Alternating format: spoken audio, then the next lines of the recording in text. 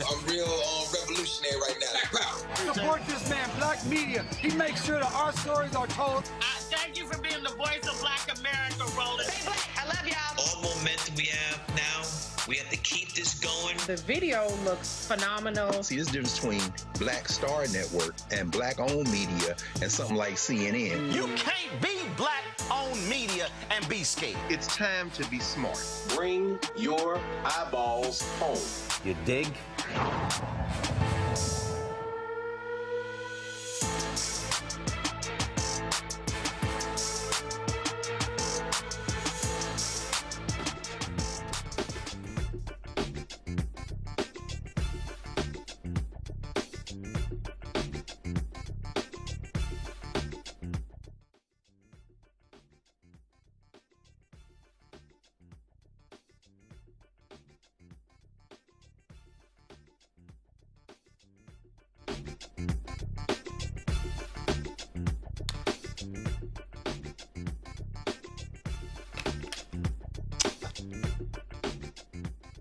Folks, today is Wednesday, February 4th, 2026. Coming up on Roland Martin Unfiltered, streaming live on the Black Star Network. Fulton County, Georgia wants the FBI to return the roughly 700 boxes of election records seized during last week's raid. I'll talk with Fulton County Commissioner Arrington about this lawsuit. The House will vote on a disapproval resolution to undo D.C.'s tax code, which was set to take effect this month. The D.C. councilman will explain what this could mean for the district's revenue. Treasury Secretary Scott Bessent faced off against Democratic members on the House Financial Services Committee, and let's say he got called out. One member called him a flunky, another told him to shut up, and another challenged him on tariffs. We have it all for you. In Texas, a white MAGA man approached the wrong group of students and assaulted a female student. Guess what? He met team whoop that ass. We have the video. And a Black Virginia man gets arrested as he gets home from work for wearing a mask. Really? Lots to break down, y'all. It is time to bring the funk on Roland Martin Unfiltered. On the Black Star Network, let's go. He's got whatever the piss, he's on it. Whatever it is, he's got the scoop, the fact, the fine. And when it breaks, he's right on time and it's rolling. Best believe he's knowing. Putting it down from sports to news to politics. With entertainment just for kicks, he's rolling. It's on go, y'all. It's Roland Martin, rolling with Roland now. He's funky, he's fresh, he's real, the best, you know he's Roland Martin now.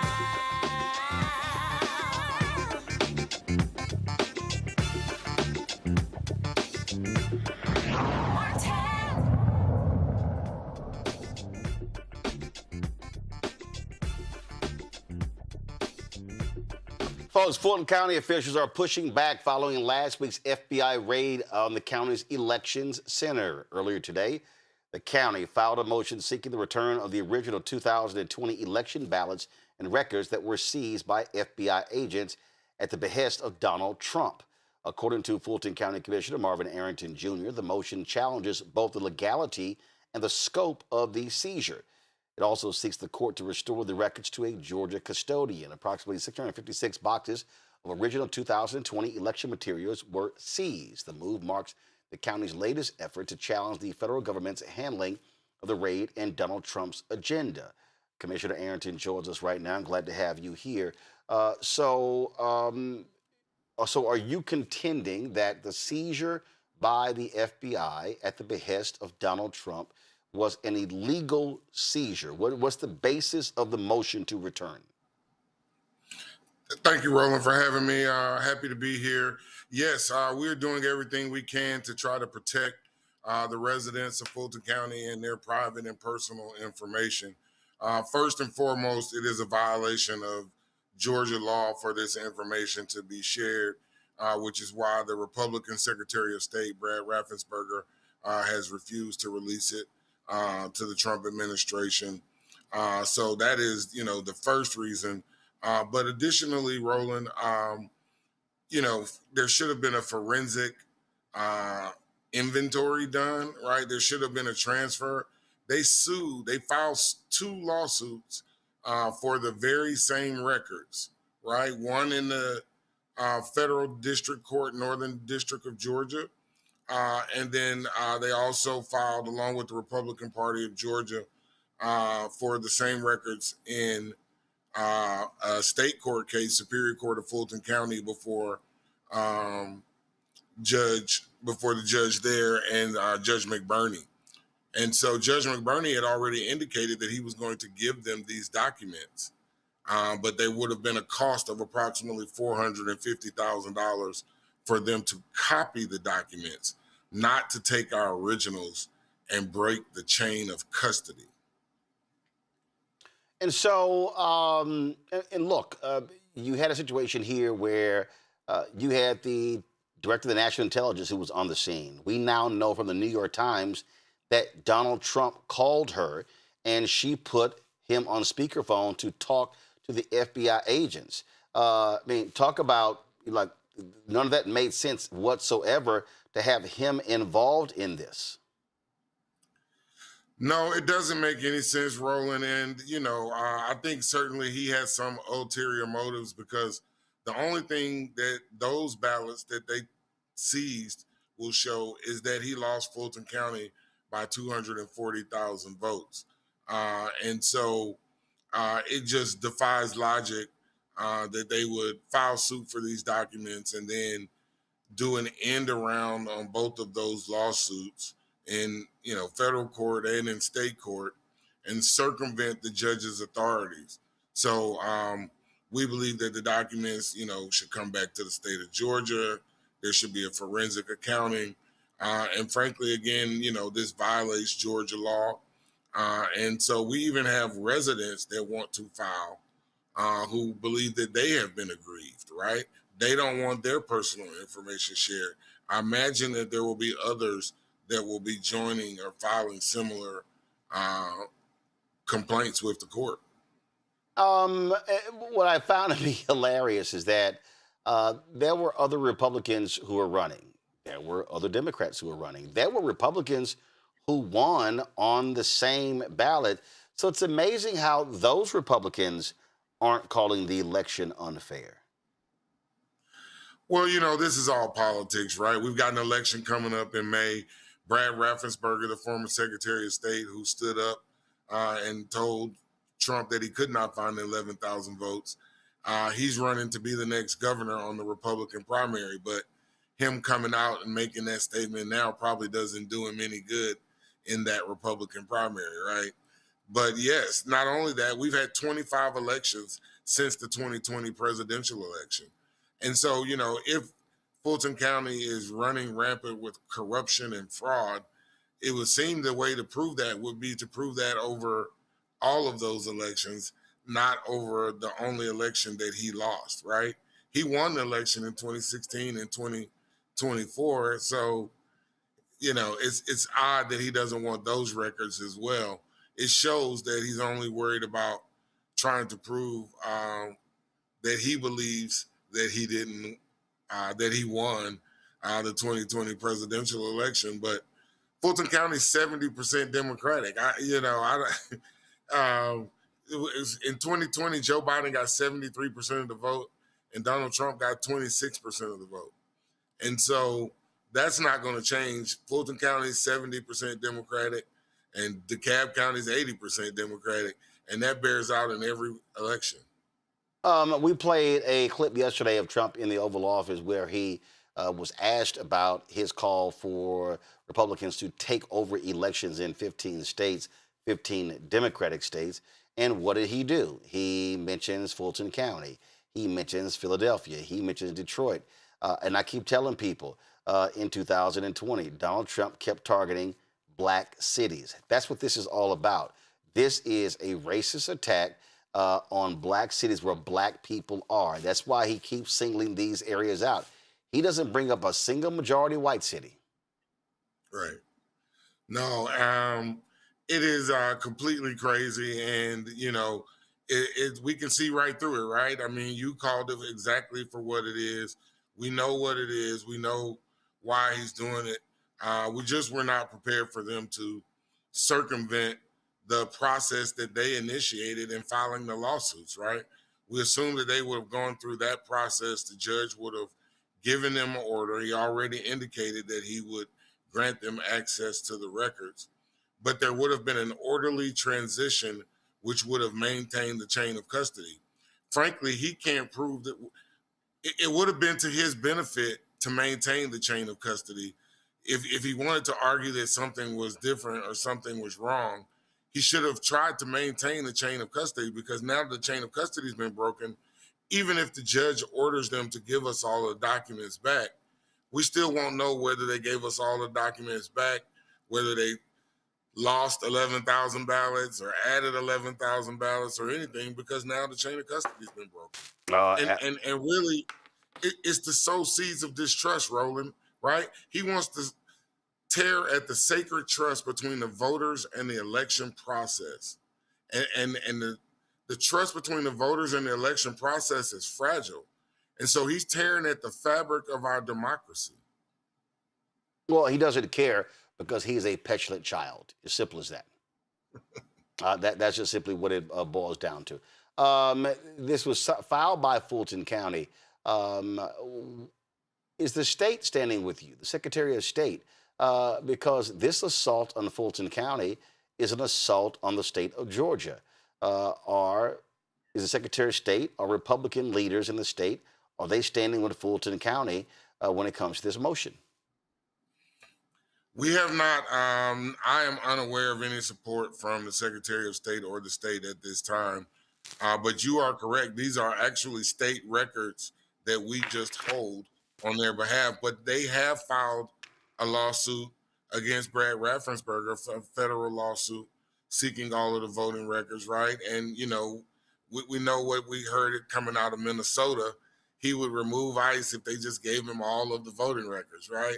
And so this is a play to just get all of the voting records and try to manipulate the elections and, you know, create more voter apathy and people saying, hey, well, there's no reason to vote. He's going to, you know, control the vote or the turnout. So we have to do everything we can to protect the residents of Fulton County and to push back against this foolishness. On that particular point, are you preparing for them potentially trying to impact this midterm election this year? You got primaries coming up. Exactly when are those primaries in Georgia? And then, of course, the midterms are in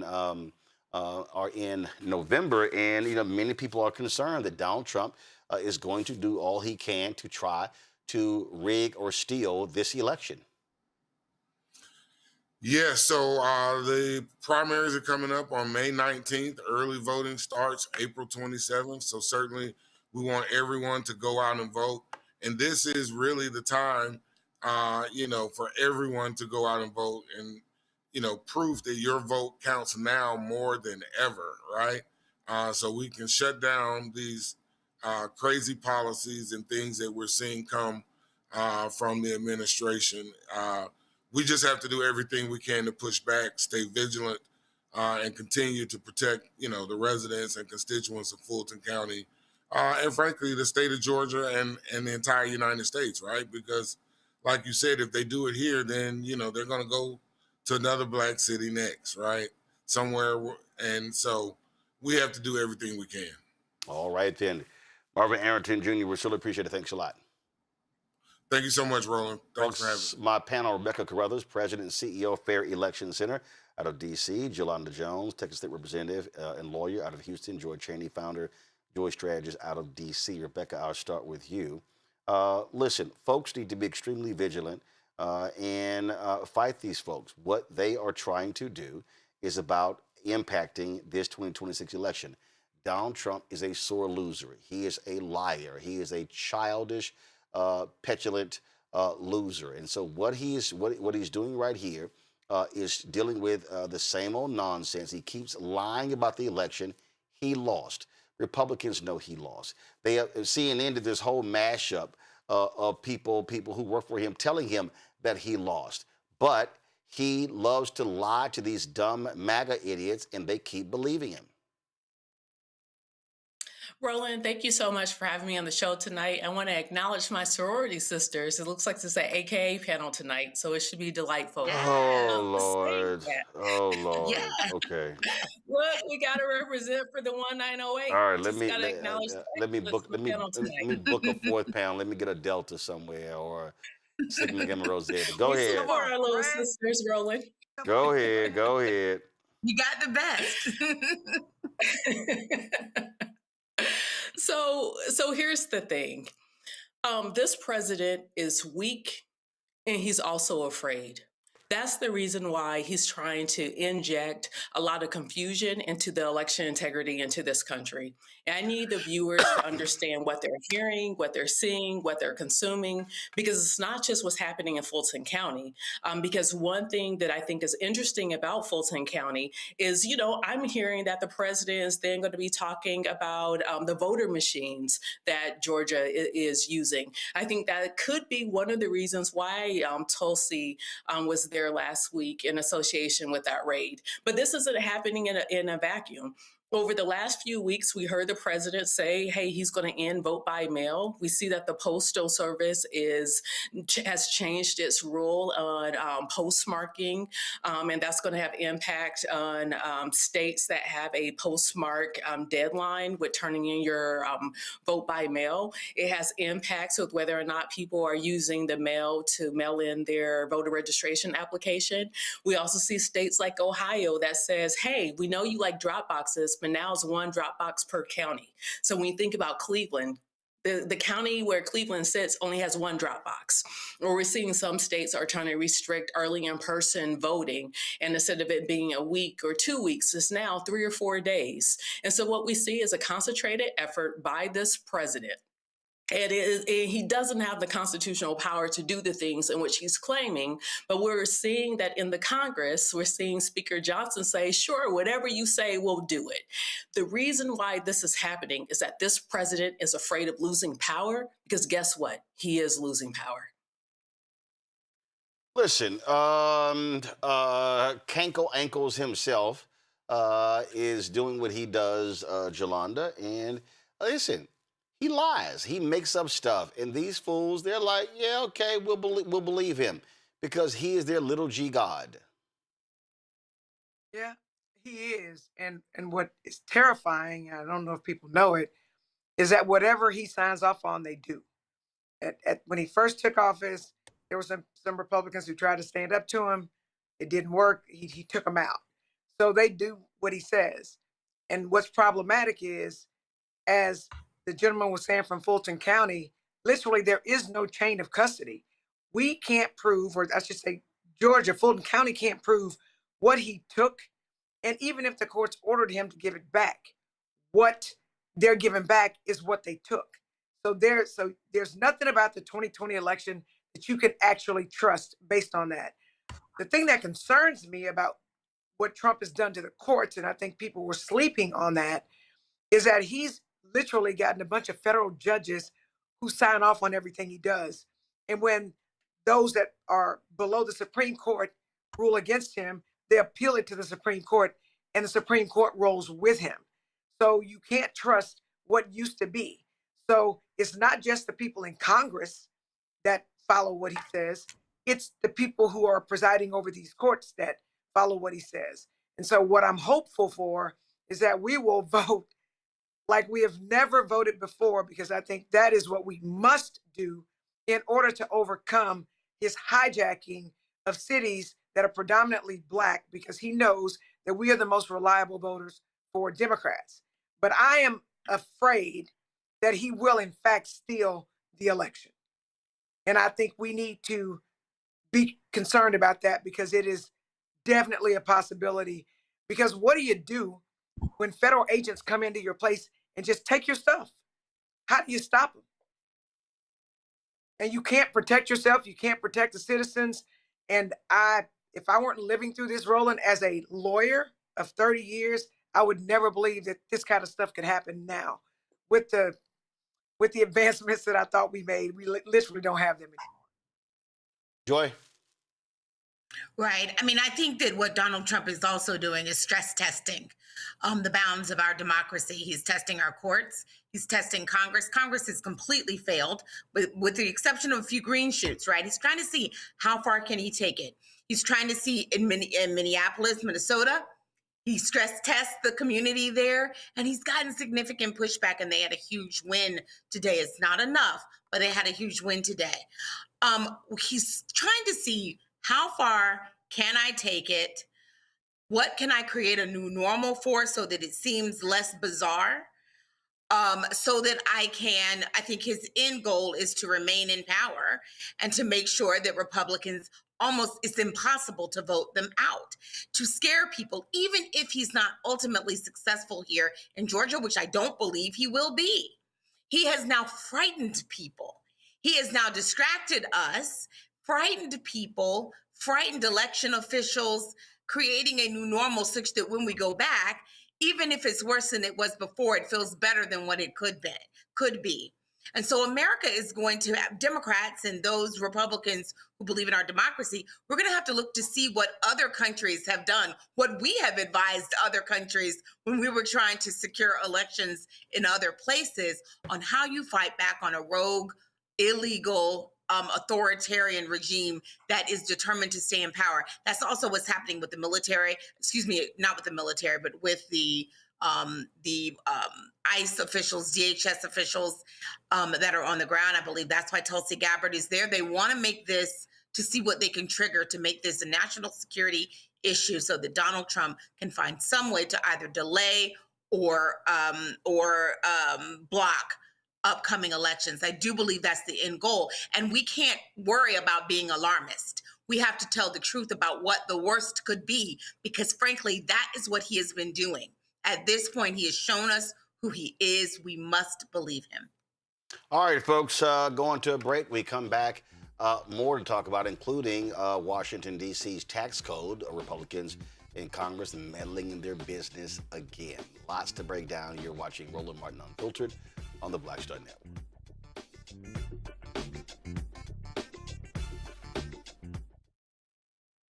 Next on the Black Table with me, Greg Carr. Succession. We're hearing that word pop up a lot these days as our country continues to fracture and divide.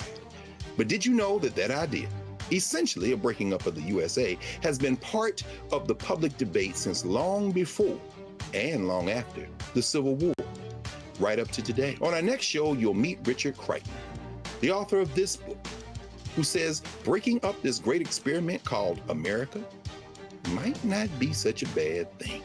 That's on the next Black Table, right here on the Black Star Network.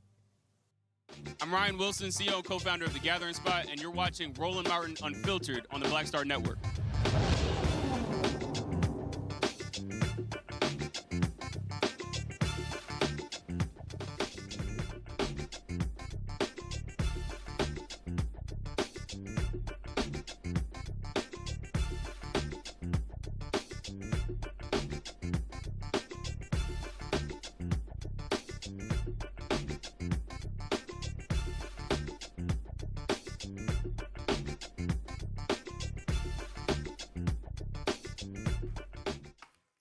Folks, Congress is considering a resolution that could overturn Washington, D.C.'s new tax code, which was set to take effect this month. In December, the district enacted emergency legislation to separate its local taxes from the federal tax code. This decision was intended to help balance the budget ahead of anticipated changes under Trump's One Big Beautiful Bill Act. Now, this process of decoupling allows D.C.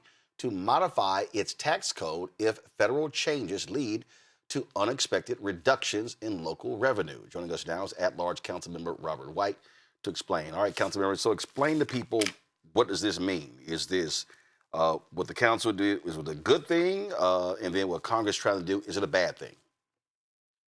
Yes and yes, Roland. So DC, like a lot of states, including Alabama, doesn't automatically accept federal tax changes because on a local level, like we can't print money like Congress does. So Congress blew with the big, beautiful bill. a $700 million hole in our budget. So we decoupled our tax code from the federal government. Now Congress is jumping on DC saying we're going to undo your tax code in the middle of tax season. So folks who have filed taxes already would have to refile. We have a $700 million gap that pays for schools, public safety, roads. I mean, it's ridiculous. And this is an example again of Republicans who always talk about local control, who want to run Washington, D.C. government. They don't care that D.C. residents have elected representatives for them. That's right. DC residents elected us to take care of business. We can't run a deficit like Congress, so we have to be very careful about changes to our tax code. We either have to cut programs or raise taxes. And so when the federal government says we're going to change the tax code in DC, like a lot of states, decoupled from the federal tax code, so we didn't blow a hole in our budget, Congress is jumping in on DC and saying, no, we're going to undo it. Why? Just because they can. And, you know, the principles of local control, that stuff has gone out the window. But we're going to pay the consequences for this. And again, this is a year after Congress stole $1 billion of our local tax money. So we're having trouble just keeping our footing in managing day to day because Congress and the president keep jumping in. It is. So, how much money we're talking about here? How have y'all broken that down? What that would actually be? Yeah, it would be $690 million over the next 4 years. That is a big chunk of money for the District of Columbia. And unlike other cities, we don't have a state supporting us. So we don't have any way to backfill this money without raising taxes. And so we will be left, if Congress does this, with the option of either raising taxes or cutting things like early childhood education. And let me remind people who don't understand, just outside of our window is Black Lives Matter Plaza. Congress, Republicans forced DC to spend $700,000 tearing that street up and getting rid of that, getting rid of Black Lives Matter because they didn't like it. They did not want it. And they threatened to withhold transportation money. And then this is what they do. They they sit here and screw over DC constantly by controlling the purse strings to force y'all to do their bidding. That's right. And imagine if we mess up, if we imbalance our own budget, like if we cause the type of chaos that Congress and the White House is causing us now, they would be trying to take away home rule. They would be just on top of us, but they continue to come and wreak havoc on the city. Meanwhile, the president is trying to take over the golf courses, the Kennedy Center, build an addition to the White House. I mean, we still have to do the serious things of running a city. That's what we're trying to do. That's what we do well. We just need Congress to stay out of it. And I need to make sure that Democrats in the House and Senate stay with us, respect home rule, respect the District of Columbia, the same way you would want respect for your home district. Questions from the panel. Rebecca, you first. Hey, council members, good to see you tonight. So for a lot of the viewers watching, how can they support you and how can they support DC residents? Look, if you are inside or outside of DC, if you're outside of DC, please call your senator. Tell them you want them to stay out of DC local issues. That is easy enough. If you live inside DC, go to Free DC Project website and find the phone numbers for senators and reach out to them. Myself, I'm working to schedule meetings with senators to make sure they understand and stop this.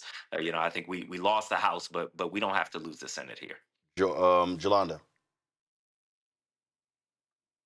Thank you for explaining it to us because, of course, we're not in DC, but I'm also a former at-large council member. And I know that the people who live in DC are like the people that live in Houston.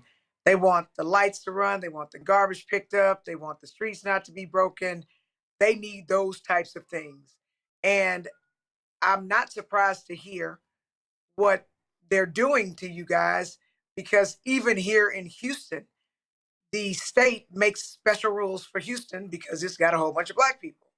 And so I feel very badly for what you're going through. I hope that when people contact the senators, that is not on deaf ears and that they actually listen. But I think it's definitely a problem. And I really believe that they want for cities that have Black leadership to fail. And they want the residents of those cities to be angry and blame it on the people that they elected so that they can get the people that they want in, which is not us, to control. So they're going to try to get you one way or the other. And the truth is, I'm not surprised because Trump is a gangster. He's a criminal. And basically what DC is doing to you, I'm sorry, what Congress and what the president is trying to do to you guys is like political extortion. You better do what we say. Otherwise, we're going to take over. And I just think it's wrong. Yeah, Joy, I appreciate that. It is wrong, and you all have felt our pain. I mean, you all went without a member of Congress for some time. That's how we feel every day. But you get it when you're in charge of running a city, you have to make things work. It's not like being in Congress. We have to, keep the buses running. We have to keep the streets paved. We have to keep balanced budgets, and that's what people elect us to do. Joy, keep the trash picked up. I'm not going to ask about Congresswoman Eleanor Holmes Norton, because I know that, what's going on there.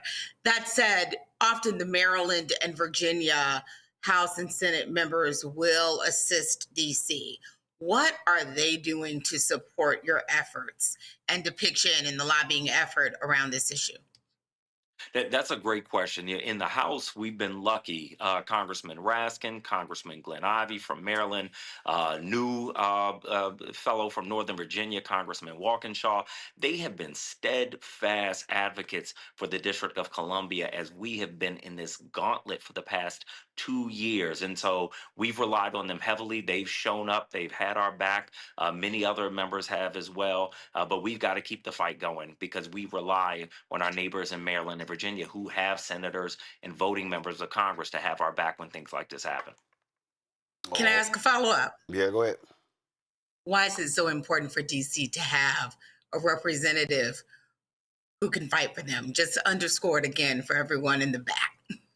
I appreciate it. For the folks in the back, two things I want you to know. One, DC's delegate is the quarterback for our federal strategy. So when things like this happen, when they're trying to wreak havoc, we need our delegate fighting. It is the only elected member of Congress, House and Senate, with no vote, and they still have got to protect DC. But also, remember this. If DC were a state, when DC becomes a state, there will be 2 Democratic senators. That will shift the balance of power. So as we're looking at these redistricting fights across the nation, we have to remember that DC statehood should be at the top of that agenda because that's how we protect the nation. That's how we protect the power of Congress and be a check on the president. All right, Councilman White, we certainly appreciate it. Thanks a lot for joining us. Thanks, Roland. All right, folks, going to a break. When we come back, ooh, man, things got a little funky at the House Financial Services Committee, and the black folks were all upside Scott Bessent's head. We got a video for you, y'all, of this MAGA fool in Texas going after some students. Let's just say Team Whip That Ass showed up and showed out. Got that video for you as well. So lots to talk about. Don't forget, support the work that we do. Join our Bring the Funk fan club. Your dollars make it possible to do the work that we do. Goals get 20,000 of our fans contributing on average $50 each a year. That's $4.19 a month, 13 cents a day. And then that funds all of the shows. This show, the Breakdown, Brittany Noble. It funds Second Opinion with Dr. Ebony Jade Hilton, Greg Carr's show, Reverend Dr. Jackie Hood Martin show, Other Side of Change, our book club, everything that we do, our live broadcast. And so, folks, what we're doing here, nobody else is doing. Nobody else is giving you this sort of stuff. When you look at the live streams that we do, rallies and events taking place every day, no other black-owned media company is doing what we're doing. So it's critically important to have a black-owned news and information network, and that's exactly who we are and where we stand. So your support matters. If you want to use Cash App, use the Stripe QR code. You see it right here on the screen. And, of course, you can use that for credit cards as well. Checks and money order. Make it payable to Roland Martin Unfiltered. P.O. Box 57196, Washington, D.C. 20037-0196. PayPal's R. Martin Unfiltered. Venmo's RM Unfiltered. Zelle. Roland at RolandSMartin.com. Roland at RolandMartinUnfiltered.com. We'll be right back. On a balanced life with me, Dr. Jackie, a relationship that we have to have. We're often afraid of it and don't like to talk about it. That's right, we're talking about our relationship with money.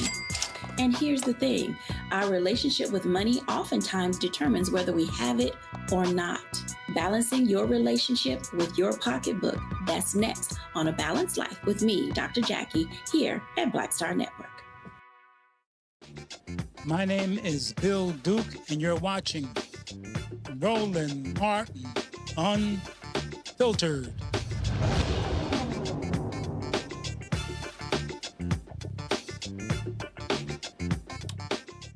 Well, it was a little funky today, folks, at the House Financial Services Committee hearing. Treasury Secretary Scott Bessent appeared before the House Financial Services Committee to deliver the annual Financial Stability Oversight Council report and answer questions about the state of the U.S. economy. Well, guess what? Democratic members were all over his ass. And man, it was rough. California Councilwoman Maxine Waters, Massachusetts' Ayanna Pressley, Ohio's Joyce Beatty, New York's Gregory Meeks, my alpha brother. When given the floor, Meeks sought clarity on the twice impeached, criminally convicted felon-in-chief Donald the Con Trump's crypto dealings, their connections to the Middle East. Enjoy. Businesses and drive their own. Secretary.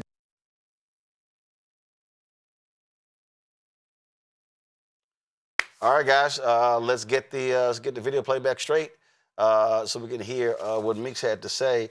Again, y'all, it was quite tense, and they were demanding accountability from these Trump folks. And let's just say they really hate accountability.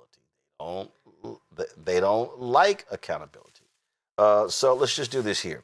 We got to make some changes to our computer system. So So we're going to take a break, and actually let's do this here.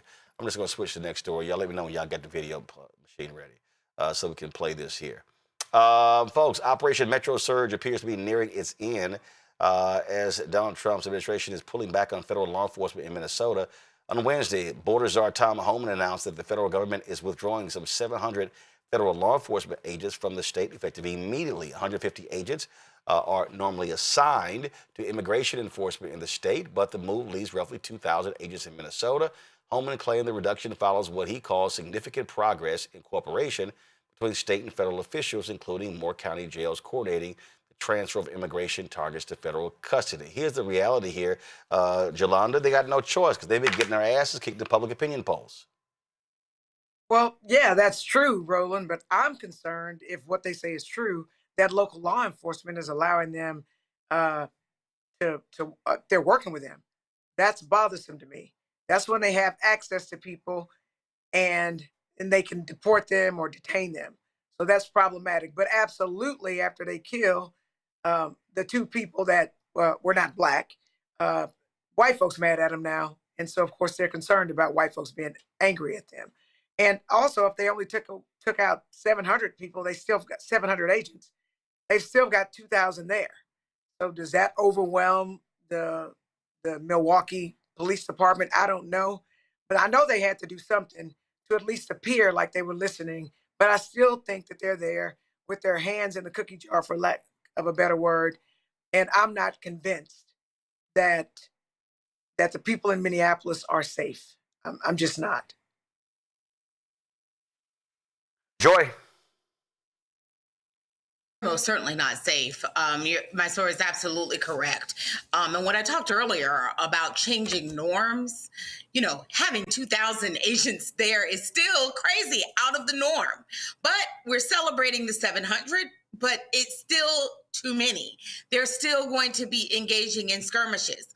What they are looking for is a quieting down of things during this 2-week period where Congress is negotiating what their funding is going to be going forward.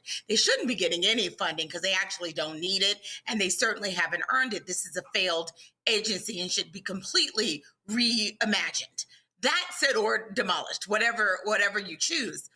But what they're trying to do is to satiate the things just for a few weeks, thinking that protesters will go back home, thinking that tempers will cool, but we cannot let it happen. We know that this is just a temporary measure, that they'll be right back doing the same things, whether they may not want to kill white people anymore because they know that's, where there's a line, but they'll be right back to harassing Black people and mostly brown people in these areas. And we cannot allow that. And we have to challenge our white friends and family members and neighbors that we need their energy to remain steadfast and ratchet it up, even when it doesn't look as hot as it has looked over the last month. Rebecca. Roland, that 700 number is misleading because it sounded like you said that 2,000 ICE agents will remain in the state. That's still an overinflation of what the normal amount is. I think you just say 150 ICE agents are in Minnesota on any given day. In before times. So still to have almost 15 times what's normal, that's still a lot. So, to Joy's point, this is probably much ado about nothing. They're trying to perform and do performative things in hopes that the continuing resolution in a couple weeks gets passed and that the government doesn't have a threat of being shut down again. Like this is a bunch of nothing because there's still too many ICE agents in Minnesota. Well, there are ICE agents in Minnesota, and look, Tom Homan's job is to, frankly, bring down the heat, bring down the energy, and that's what this is all about. All right, folks, going to go to a break. I'll be right back on Roland Martin Unfiltered on the Black Star Network.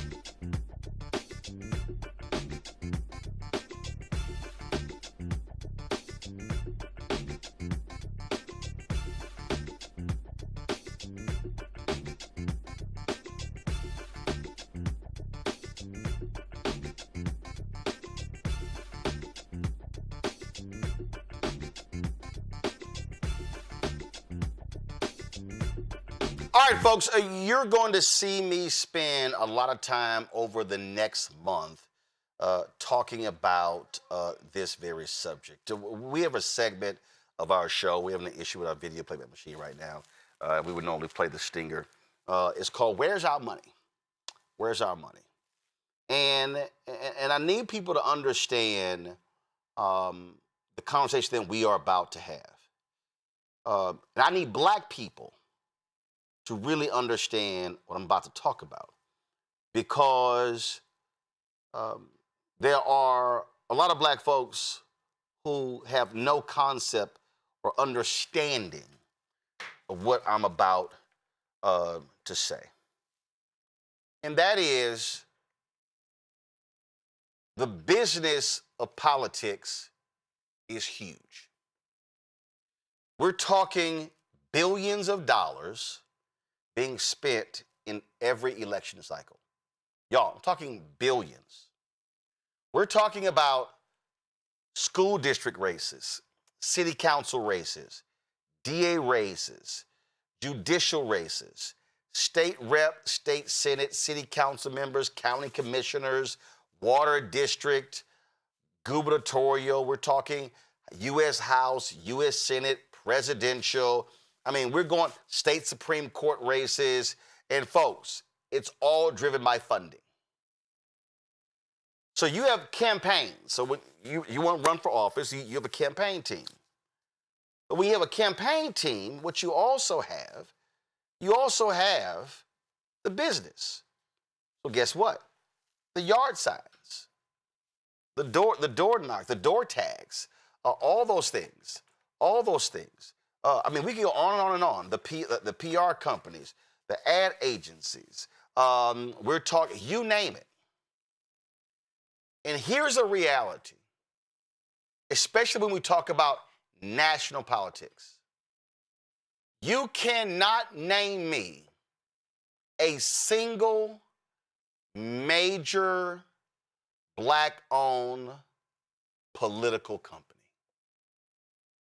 Okay, let me make this thing even better for you. Kellyanne Conway, after leading Trump's campaign, sold her firm, multimillionaire. David Axelrod, multimillionaire. David Plouffe, multimillionaire. Bully Pulpit, multimillionaire. There were companies that worked on the 2020 presidential campaign who left a firm, went and started their own firm in 2023, and boom, were sent $60, $80, $100 million in billings to handle. Y'all, this happens all over the place. And do you know the folk who are making most of the money don't look like me or our panel? Jamie Harrison has his podcast out, and it's my interview with him. And I talked about this on his podcast.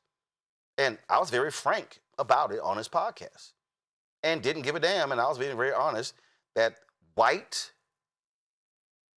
Democratic strategists are making bank, buying second homes, buying yachts, living the high life, even when it's involving black candidates. And the black companies are treated very much like the black voters, as political sharecroppers. I saw this tweet today, and Taylor Coleman, a young woman out of Texas, and remember she got in a van and she traveled all around and trying to help people campaign. This is what she posted on. She said, "A white consultant once told me our audience isn't exactly watching BET when I asked about black ad spending right before we lost a winnable North Carolina congressional district with a 20% black population. Wake up." This Stephen Smith said, "A lot of non-black consultants and strategists do not like the fact our party base is black. They find it inconvenient at best. And so what's happening right now is a lot of politicos are using the Tellerico, all red Crockett spat to push a perspective they already believe." If you go look at the conversation I had with Chuck Rocha, who's from Texas, we talked about this here. We talked about the money game. Do y'all understand that we are less than a month away from the Texas primary, Tellerico and Crockett? You heard Arrington say when they're having the Georgia primary. Then Florida is in August. And so you got all these states, all these different primaries. And y'all, all these different groups, they've been meeting, divvying up the money. If we sat down and said, we're going to examine all 435 U.S. House races, the 45 Senate races, and if we examine the state races, and then the state Senate and the state House races, and county commissioners, city council, school board, y'all will be shocked at the low number of black campaign managers. See, right now, everybody's talking about how did they have 10 NFL openings and not one black head coach got hired? Well, how did they have nearly 500 campaigns in the U.S. House and Senate? And if I had to put, let me see. If I had to put, let me see. If I had to bet, let's see. Okay, that's 100. That's 200. That's 300. Okay, I got that's 400. I would bet this $400 in book signing money for my last book signing. I bet that $400 out of the 470 House and Senate campaigns.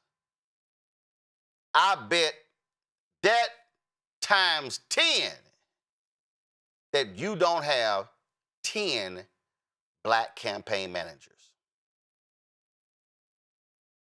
I can guarantee you, out of the 470 U.S. House and Senate races, you have less than 10 of those campaigns where their lead poster is an African American.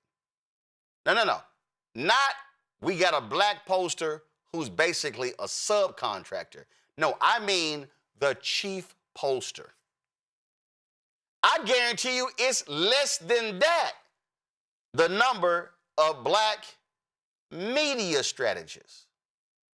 You see, y'all got to understand the campaign game, the political game. The political game, the money to make is not putting the money in a ground game. No, they make their money on the TV buys. They negotiate deals to say, okay, our firm will receive anywhere from 10 to 18% of the amount of money you spend on television. So if you spend $100 million on TV ads, and if they're getting 15%, the campaign is that firm is getting that 15 mil. They get that. That's what they're making. That's why they want to put the money in TV and radio. That's how they get paid. See, there is a business of politics. And see, the same white strategists move to the next campaign whether the candidate wins or loses. So the Democrats and the Republicans, they have the DSCC, Democratic Senate Congressional Committee, and the DCCC, they got an approved list of vendors. These are the list of strategists, communications people, campaign people. These are the vendors. They're not black. And so the black folks, they have what I call lifestyle jobs. See, some of y'all about to really, let me explain what a lifestyle job is. That means they're going to pay you 60, 70, 80,000. You might get 100. You might get 150. He or she gonna make 3, 4, 5 million. So you're trying to get a campaign job. They're giving campaign contracts. And so when we're trying to fight this stuff, I have to deal with Simple Simon Negroes. What you trying to do? You trying to sit here and get that Democratic money? So does NBC, CBS, ABC, so does Fox, so does the New York Times, the Washington Post, Wall Street Journal, USA Today, Los Angeles Times, Charlotte Observer, Houston Chronicle, Dallas Morning News, Chicago Tribune, Chicago Sun-Times, Boston Globe, Louisville Courier-Journal, Miami Herald, and on and on and on. Every media company is trying to do that. But see, you get black people who then will say to black-owned media, you should not be doing that. And see, I'm explaining how the campaigns work. See, they want black people, I say political sharecroppers, they want black people to do the work for free. So, and I'll tell you, somebody called me last month. Hey, And well-meaning brother, hey, I got some candidates I would love to get on your show. Okay. Are those candidates spending any advertising money? See, I'm going to tell the campaign the same thing I tell these streaming services. If you believe that my audience is valuable enough to talk to vote, or to watch your shows, how is my same audience not valuable enough for you to run ads to appeal to them? See, the point is not, oh, this quid pro quo. No. They automatically are going to spend with white media. But they ain't going to do it black media.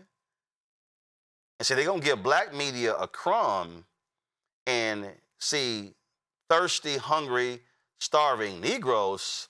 Oh, my God, boss, this is an amazing meal. This is me. That's a crumb. I can't eat that. That's a crumb. So what you want me to do with a crumb? Hell, I can't even lick my fingers eating a crumb. It ain't enough. So people then go, well, why can't we have black media covering this, covering this? That costs money. But how are we going to send the staff? How are we going to buy the equipment? Where do you think the money comes from? In media, the money comes from advertising. So here we are in a political year. And I'm telling y'all right now, it's going to happen. The Senate Majority PAC, that's Chuck Schumer's PAC, trying to elect those United States senators. Who are they spending money with? In Sherrod Brown race in Ohio, the Texas race, Ossoff's race in Georgia, Cooper's race in North Carolina, the race in Alaska, the race in Maine. See, I can go on and on and on. And what I'm trying to get us to understand, black people, that when you all of a sudden are able to build up black political firms, and they can then have outcomes where candidates win, they hire people, and they hire more people, and then they get larger. It doesn't mean that a black-owned firm can only talk to the black people. If you are a pollster who is black, you can poll non-black people. If you are a media buyer, you can buy in media that's not just black-owned media. You can buy any kind of media. But what we as black people have to understand is we have got to stop. This applies to entertainment.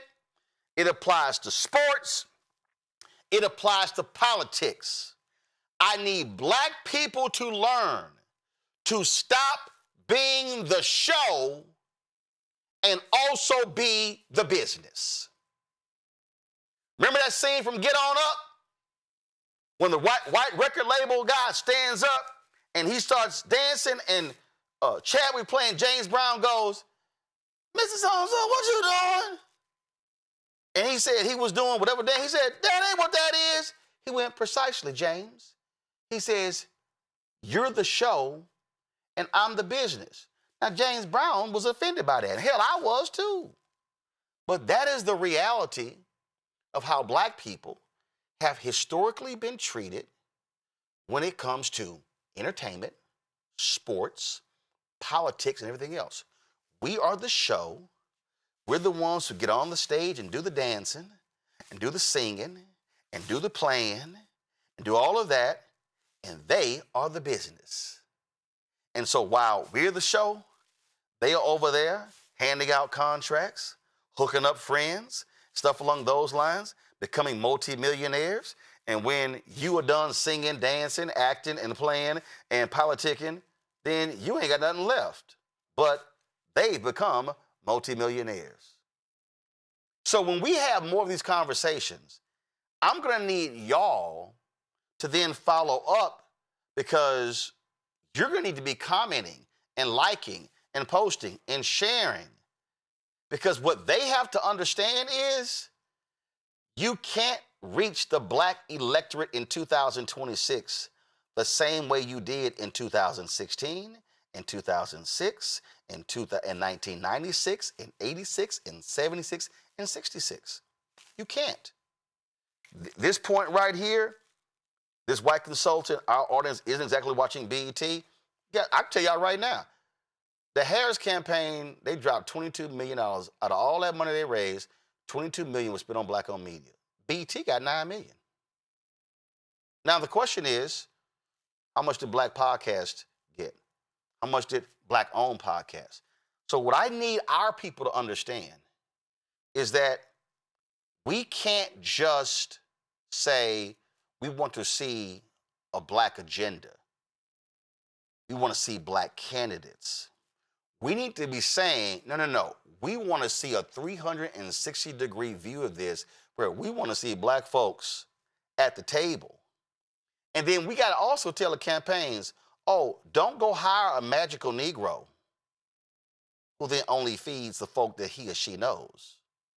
No. It's the whole game. Because again, y'all, they make signs, they print stuff, they do radio spots, they do TV spots. There is an entire economy that's built around political campaigns that is a multi-billion-dollar industry that we are essentially frozen out of. And it's even a lot of black candidates and black elected folk who don't use black companies as well. Y'all better understand, when I'm talking about the business, I'm talking about the business. In the words of Frank Lucas, I'm going to get that money. And it's not about Roland eating. I want all of us to eat.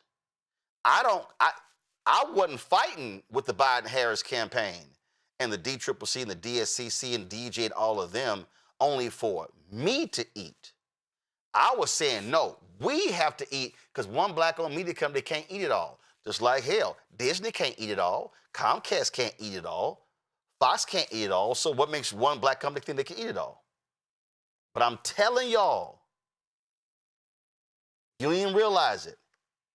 This is multiple billions are going to be spent in 2026. And what we can't do, and it always happens, an article comes out in the second week of October, some black folks complain about lack of money being spent towards African Americans. That decision was made, boom, in January, February, and March. This is the moment to start checking folk and not wait until later in the year. All through my panelists, they know exactly what the hell I'm talking about. They real for me what I'm talking about. Jelana, I'm going to start with you. Thank you for starting with me, Roland.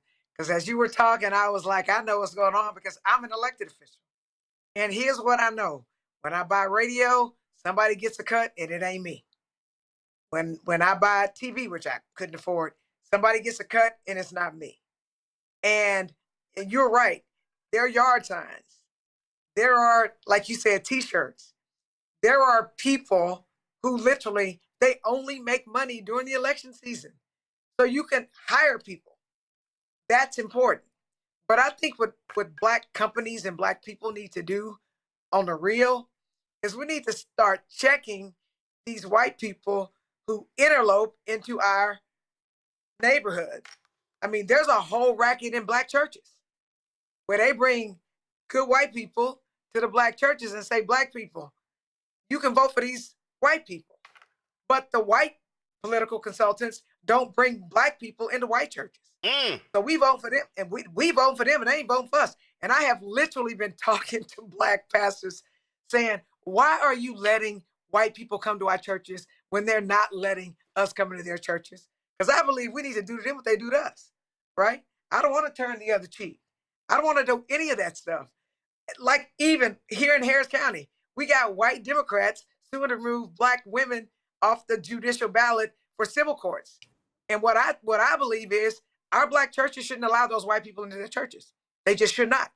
And unless and until we hold white Democrats' feet to the fire, they're going to continue to pimp us because that's exactly what they're doing.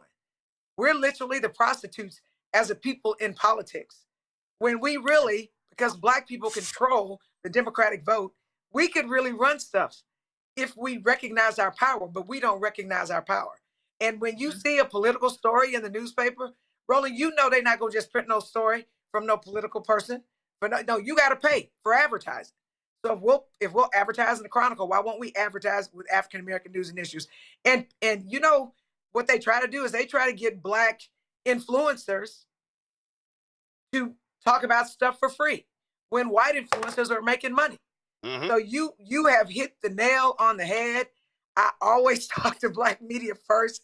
I give them the stories first, because if Black media is breaking stories, then people will pay attention. And lastly, I'll say this. You know, we've got you, Roland, and you have, I guess, showed a lot of people how to break away from mainstream white media. But we got Don Lemon, we got Joy Reid. We have Black people. So Black folks ain't getting their information anymore from white media. They getting it from y'all. And people better recognize. So thank you for taking this ball and running with it and showing people that you can leave MSNBC and you can leave CNN and you can have a Black media company and people literally pay you for you to stay on. See, that's boss. The point that Jolanda made there, Joy, I think, again, when you talk about even the influencers, again, I need people to really just understand how they play the game. So what they'll do is, and again, I'm about to hurt some people's feelings right now, and I'm telling y'all, our panel, I guarantee they all gonna agree with me. See, this is what they'll do. No, Roland. No, I guarantee you, this is what they're gonna do. This is what they do. They say, okay, we're not gonna hire that Black ad agency. See, that Black ad agency has infrastructure. That Black ad agency can do what we can do as well. So we're not gonna hire them because damn, what's gonna happen is they're gonna charge us. So this is what we're gonna do. We're gonna go hire this other Black person that has a Black consulting company. And it's only them. Okay? That when y'all hear me say lifestyle job, that's what that is. See, that's a lifestyle job. That consulting company is really paying for their lifestyle. House note, car note, entertainment bill, food, gas. Over here is a company where they got employees, they got infrastructure, they got costs. So what they'll do is they'll hire that one Black consultant and they'll pay the Black consultant, oh, we're going to give you a contract that's $150,000. Now, for that Black consultant, they are ecstatic. They are happy because, oh, my God, I got me a $150,000 contract. They pay the Black consultant the $150,000 contract because they don't want to pay the Black company $1.5 million or $10 or $15 million. And so then we go, oh, well, no, we've got so-and-so Inc. And you go, y'all have one Black consultant. They ain't got no company. And so then it repeats itself. And it repeats itself. And so the actual Black-owned company can never actually build and grow. Yet you see this white company over here that just started in 2023, and I'm speaking from facts. It happened with the Biden-Harris campaign, which then became the Harris-Walz campaign, where there was this company. They broke apart from this other white media company, formed their own company, and they end up running some $60 million worth of media through this company, and they just started. Yet some Black companies been around for 20, 25 years, couldn't get their foot in the door. But we get excited, well, so-and-so working with the campaign. No, boo, they're a consultant. They ain't got a real company. Joy? So I'm a consultant without a real company, right? But where Roland is correct, no, but I'm going to tell you where he's correct. What they do is they also hire the same people. 1, 2 people. They'll look like, they'll be Black and they'll be in these roles, and they don't give them, sometimes they are part of a bigger firm. Sometimes they're out on their own. They don't give them enough such that they can build, a company off of that. It's fine if you want to have that and build it. But they will give that to the white consultant. What I'll also say is that white consultants are good about coming together. But because we are just not given quite enough, we're lifestyle paid, we don't necessarily have the resources to come together, because coming together can also be costly. So there are all sorts of systemic barriers, but it's like, I posted this on my Facebook page. Many white Americans are fighting against Donald Trump and MAGA, and we're glad to see them. Y'all are late, but we're glad to see you. But what Black people are doing, we're not just fighting against Donald Trump and MAGA. We are fighting against the constellation of racism, and in the case of Black women, misogyny that has existed within structures, both Republican and Democratic. America itself. That's our so-called friends.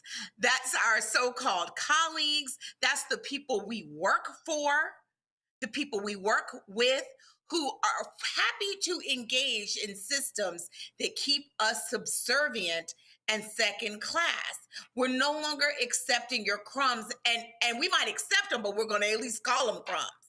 And we acknowledge what's happening and what's going on. And that's what I love to see, us turning to Black media. Roland, I have people, stupid people, okay? Y'all are stupid. I think you're stupid.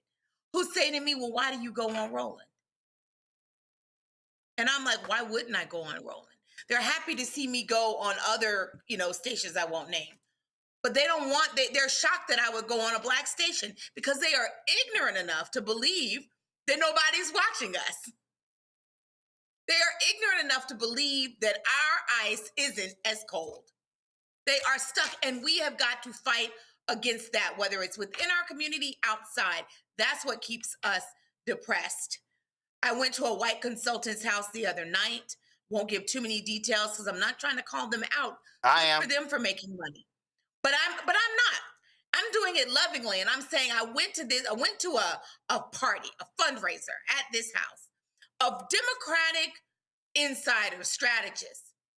There were 4 Black people there, 1 Asian American, maybe 2 Latinos, in a house of nearly 100. Yep. Democrats, progressives. And nobody was looking around and thinking, how can this possibly be? And the house I was in was gorgeous. And we are peers. But me and my husband don't have that kind of house, and I'm glad. No. I'm sorry. This is no disrespect. You've got to acknowledge there's inequity there. This is and no nobody disrespect. acknowledges it if we never say it. This is no disrespect to you. Y'all not peers. Right. Well, yeah. No. Here's why I'm telling you. Here's why I'm saying that. Because to your point, I'm about to go to Rebecca. I got invited when I was at TV One. The person who does our political advertising for Radio One. So they had this big meeting in DC, big reception. And it was the media buyers and the planners in politics. It was at least 400 or 500 people. Jam-packed. 2 Black people there. I was one of the 2. Mm-hmm.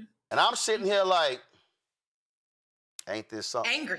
And see, I'm telling you, if y'all think I'm lying, this is an article that was in realsludge.com, dated November 13th, 2024.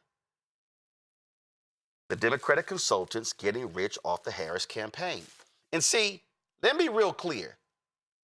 The real reason why, and I get why Ken Martin did it, because all the stories would have been, what went wrong in the campaign.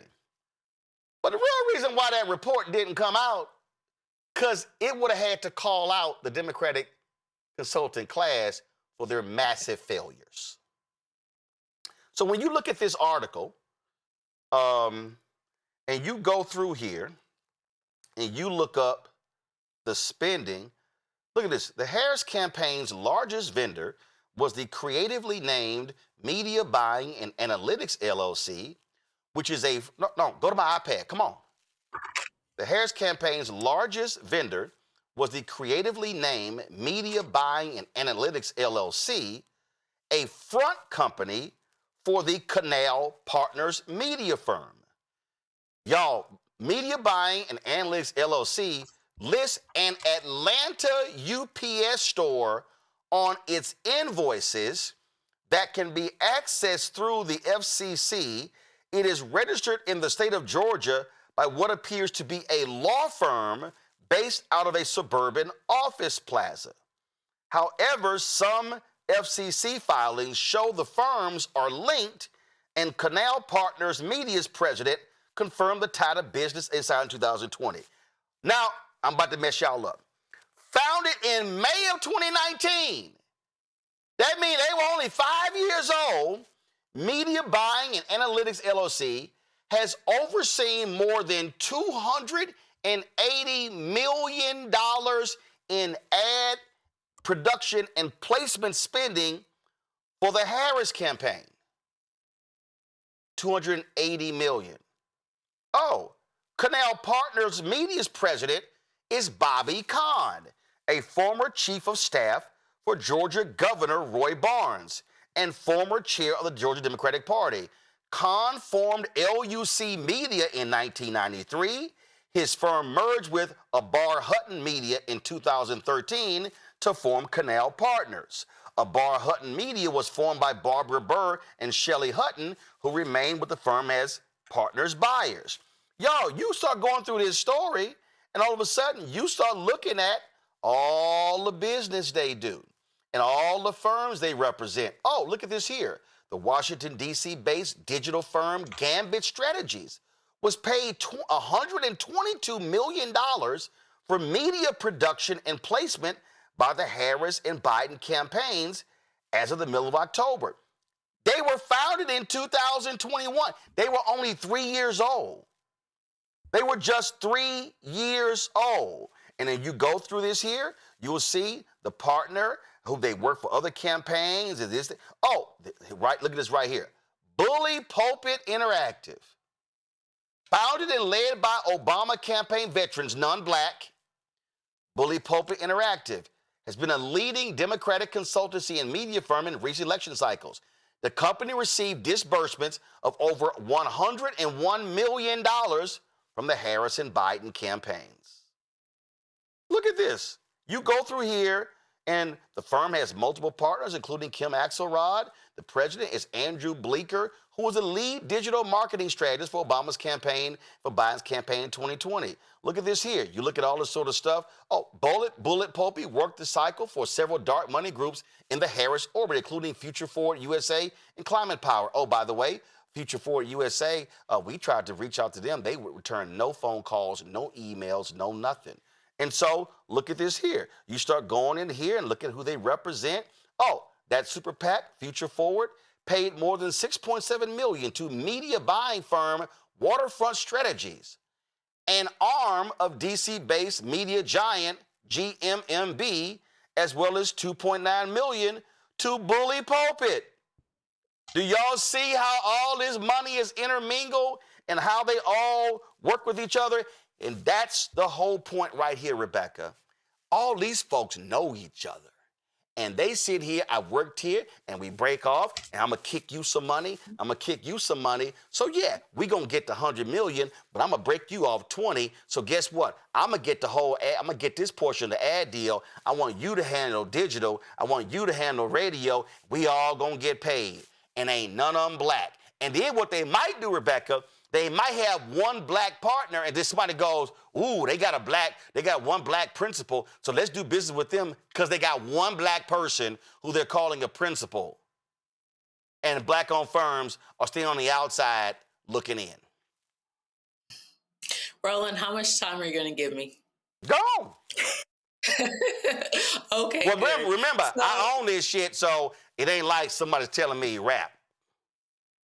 Okay, cool. So as your audience knows, I used to be a campaign manager, and I've run campaigns or political projects in every corner of the country. So what does that mean? It means that I've done political work in maybe 40 40 states, 40-ish states now.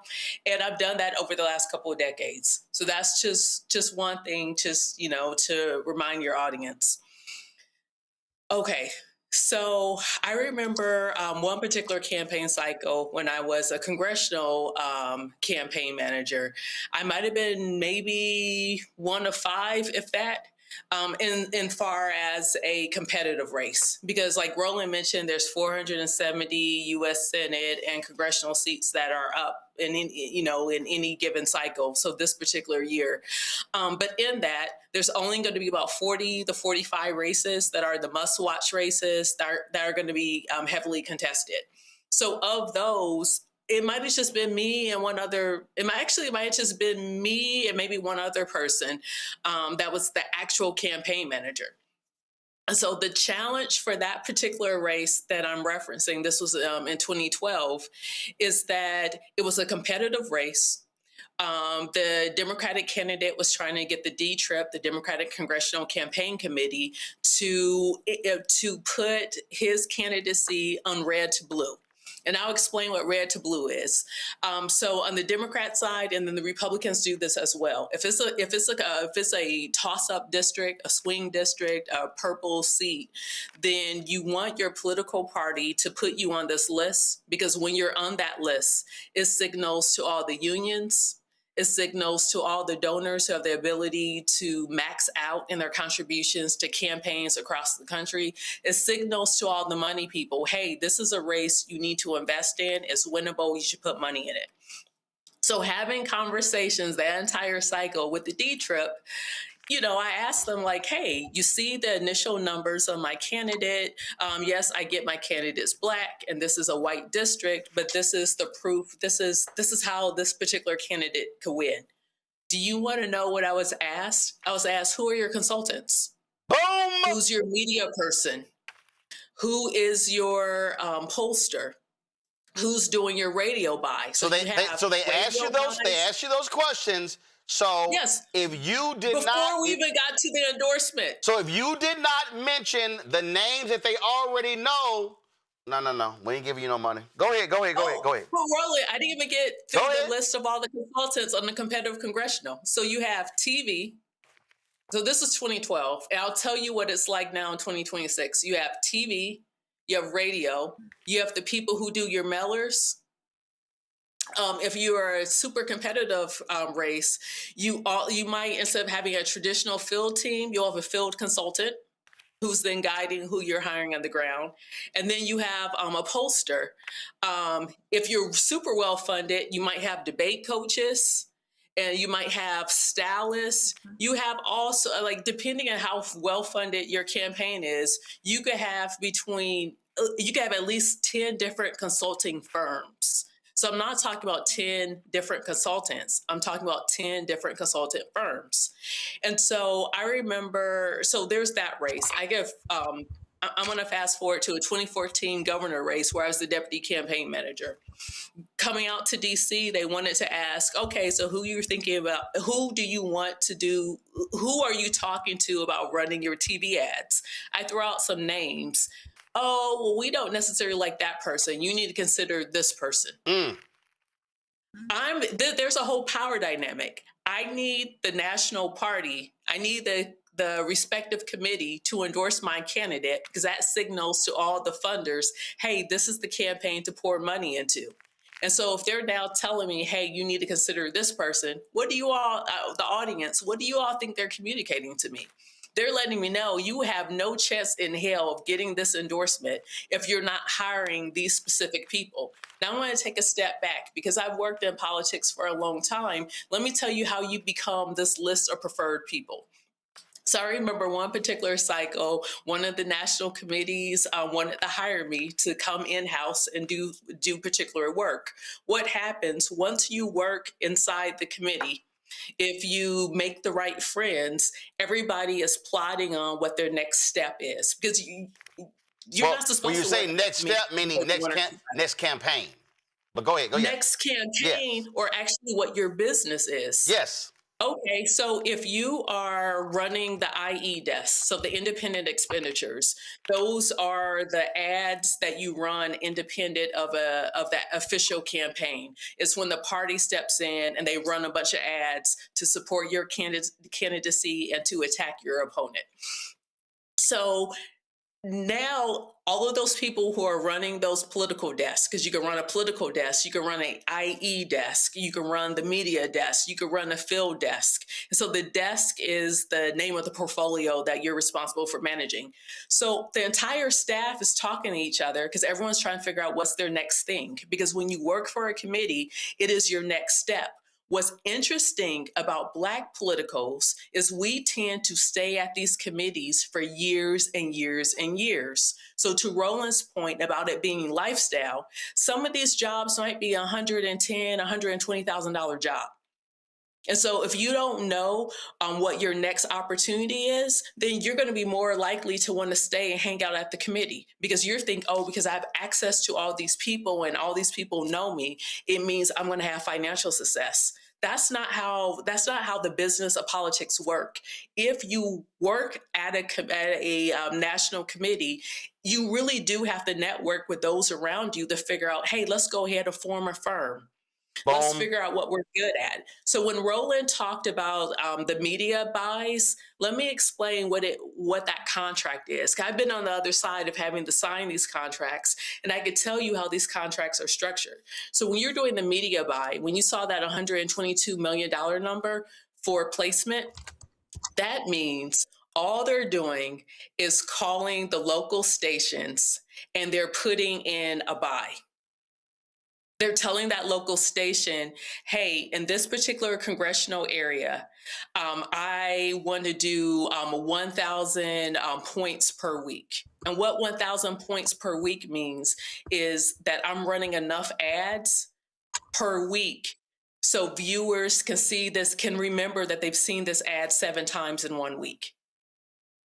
And so for a competitive congressional, you need to run about 1,200 points a week. And so each time you run a point, that costs something. So if you're placing the media buy, you're getting a percentage of each placement. So say over the course of maybe 8 weeks that you're running, that you're placing ads, on one particular station, that might be a total of, I'm doing the quick math, that might be a total of about 10,000 placements over that 2-month period. And so for each of those 10,000 placements, you're getting a percentage of that placement. And so while some people want to knock on doors, some people want to be at parades, some people want to walk with the candidate, or some people even want to be the official campaign spokesman, that's not where you make the money. You only make real money on campaigns if you're a consultant, but every consulting firm is not built the same. You're going to make the most money when you're doing ad placements. So now in 2026, because TV isn't as important anymore, radio isn't as important anymore. You saw one of the things that Roland read, it was talking about analytics placement. All that means is that's the person responsible for the social media buys, the digital buys. It's not that hard. In fact, most of your social media platforms, you can actually become a vendor and place it yourself. But you still have these old school people who are used to these traditional TV buys who are still charging candidates 10, 15% of the total ad buy. So say my budget is $1 million in total ad buy, and I'm charging you 15%.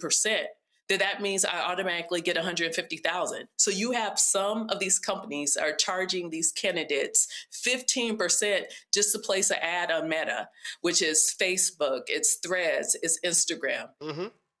The costs don't even justify. It doesn't even take that long to do something like this. In fact, it used to be old school where you need a data scientist to actually help you in the ad buys. You don't need that anymore. These platforms actually build in that feature. So what ends up happening, candidates like Jolanda, they might not have the largest budget to begin with, but then when they're told, hey, you need this particular consultant if you want us to support you nationally, so then you can get national money into your race. And then these consultants are literally just stripping money from these candidates, and it's not actually doing the thing. You need money for campaigns so you can reach out to voters and touch voters. But all of these fees that's going to the consultant class is eating that up. And so as much as people talk about, hey, I want to run for office because it's the right thing to do, I need candidates out there to understand the business side of politics. Yeah. Because quite frankly, that's what's hurting us in this country. Yep. And people need to understand something. And listen, y'all, I talked about it before. I talked about it on Jamie's podcast. This actually happened. I got an email, and I need people to understand how they play us small. Because, see, I loved all these little Simple Simon Negroes who were like, yeah, you got $350,000 from the Kamala Harris campaign. Yeah, it actually should have been $900,000. Yeah. It actually should have been $900,000. That's nothing. Let me be real clear, okay? It should have been $900,000, okay? And the $350 was BS in terms of, and it was like, well, that's all you're going to get. It's like, no, it's not what it's supposed to be. It's supposed to be way more than that.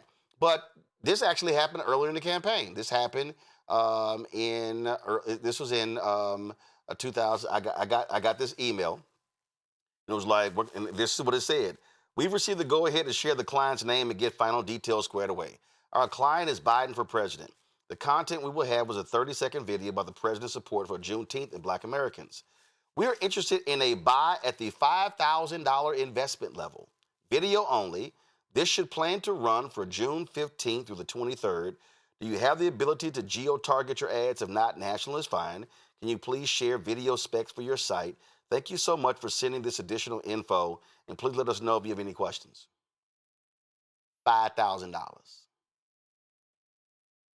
Now, I want y'all to understand, you know what, inside of these ad firms, they're like, oh, that's a whole lot. I laughed at it. And I told him, now, didn't I tell y'all crumbs? That's a crumb. Also, and for your Simple Simons, Republicans, they ain't calling black people. But let me tell you, the Republicans did buy ads on my show. They didn't buy ads through me. What they did was they bought ads at YouTube. That's why a lot of y'all, when y'all pull my show up and pull clips up, y'all were like, why am I seeing these Trump ads and these MAGA ads? Because they knew black people watched my show, so they bought ads through YouTube's ad network. Just so y'all understand.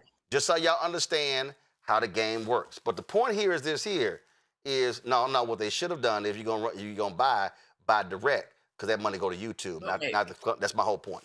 But I need people to understand this is how they try to play small. And I was like, y'all think you're gonna buy multiple ads on my show and all the shows on my network for $5,000 over 8 days? Y'all got me confused. But this is how I think I got another email.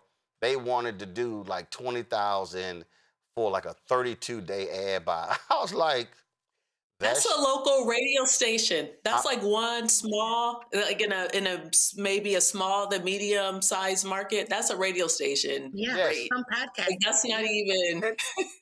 But again, I need to. And it was crazy, Roland, that they literally put an exclamation point as if you should be excited. I'm trying to tell you. Oh, I got. It's a national campaign. Oh, I got other emails that they sent, other ad buy, and I was like, y'all out y'all damn mind. So I need the people to understand who are watching.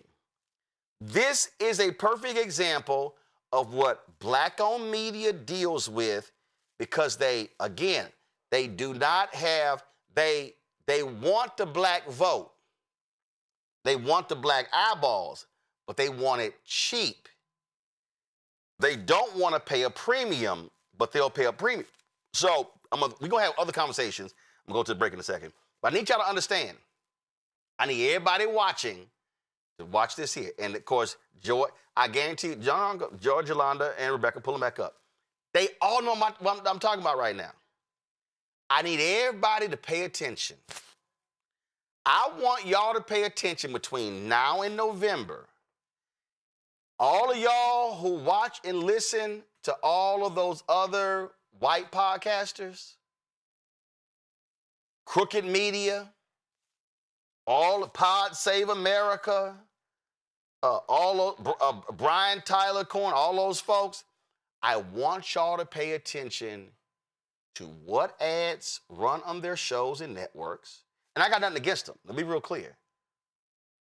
I want Young Turks, all those progressive, I want y'all to pay attention to what ads run, how often the ads run. I want y'all to pay attention to which candidates and which politicians, how quickly they go on their shows. I want y'all to pay attention to how many times Chuck Schumer shows up on those shows. How many times a Cory Booker or a Klobuchar or Elizabeth Warren and so many others. Because what y'all don't realize is the same people that Rebecca was talking about, they also are looking at which of the politicians show up. The money all flows. And I will bet that $400 sitting in front of me, hell, I bet $4,000, that what you're going to see is you're going to see white progressive media strategists drive money to white podcasts and white digital shows. I'm telling y'all it's going to happen. It's going to happen. And they're going to be driving that money. They're going to be driving that money to them. And they're going to be financing them. And we're going to be sitting here going, oh my God, what's going on? What happens? And when you're paying attention to those shows and you're seeing what they're doing, just understand what they're going to do. They're going to sit here and all you got to do is remind them, when I look at this YouTube weekly top podcast, and this is the new chart right here, and trust me, Midas Touch is doing a great job, but you got Midas Touch, you've got Brian Tyler Cohen, great guy. You got a lot of right wingers on here. They're gonna be throwing money to them, but the Bulwark, former Republicans doing what they're doing. You got Republican breaking points, Republican, Democrat. You got that. I want y'all. You got right wingers. You got all these people. Of course, you got David Pakman, Kyle Kalinske. You got Sam Cedar. You got progressive shows. But I want y'all to see all these shows. I want you to see where the money's gonna go. Jimmy Dore, I don't know what the hell he is these days. But Adam Mockler, trust me, you're gonna see stuff going. You're gonna see Young Turks. You're gonna see all this stuff going.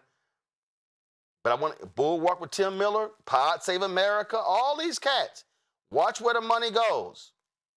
But let me be clear. There's only one black news show that's on the top 100 YouTube every week. There's only one black owned. This show is not running through somebody else's network. This show, I don't partner with this person and that person. We are 100% independent, 100% black owned. Me. But just understand, when they start spending the money, watch who they spend it with. Yeah. We're going to have more conversations on this, but I just need our audience to understand the business of politics. Because that's where we get shafted every single election cycle. We come back, we're going to have those videos ready for you of that House Financial Services Committee. It got real wild today. Back on Roland Martin Unfiltered in a moment. With medicine and science under attack, I want to keep you and your family informed and healthy. I'm Dr. Ebony Hilton, and I knew at the age of 8 that I wanted to be a doctor. So I studied hard and became the first African-American female anesthesiologist hired at the Medical University of South Carolina since its opening in 1824. And I always say I was made into a doctor, but I was born to be a mom. And as a new mom, wife, sister, daughter, and friend, I understand how frightening a medical crisis can be. I care for individuals on some of the worst days of their lives, and it's my mission to provide you with a safe space to gain clarity on issues affecting your mind, body, and soul. I I recognize that there are health disparities, particularly as it pertains to race, and I want to help bridge the gap between you and your healthcare providers. Join me every Thursday for Second Opinion on the Black Star Network, where each week I'll invite experts from various medical fields to share the latest health news. We'll discuss topics such as the vaccine debate, mental and sexual health, medical bias, infertility, menopause, andropause, nutrition, and aging. Together with my medical colleagues, we aim to provide you with a second opinion. Don't miss it, Thursdays only on the Black Star Network.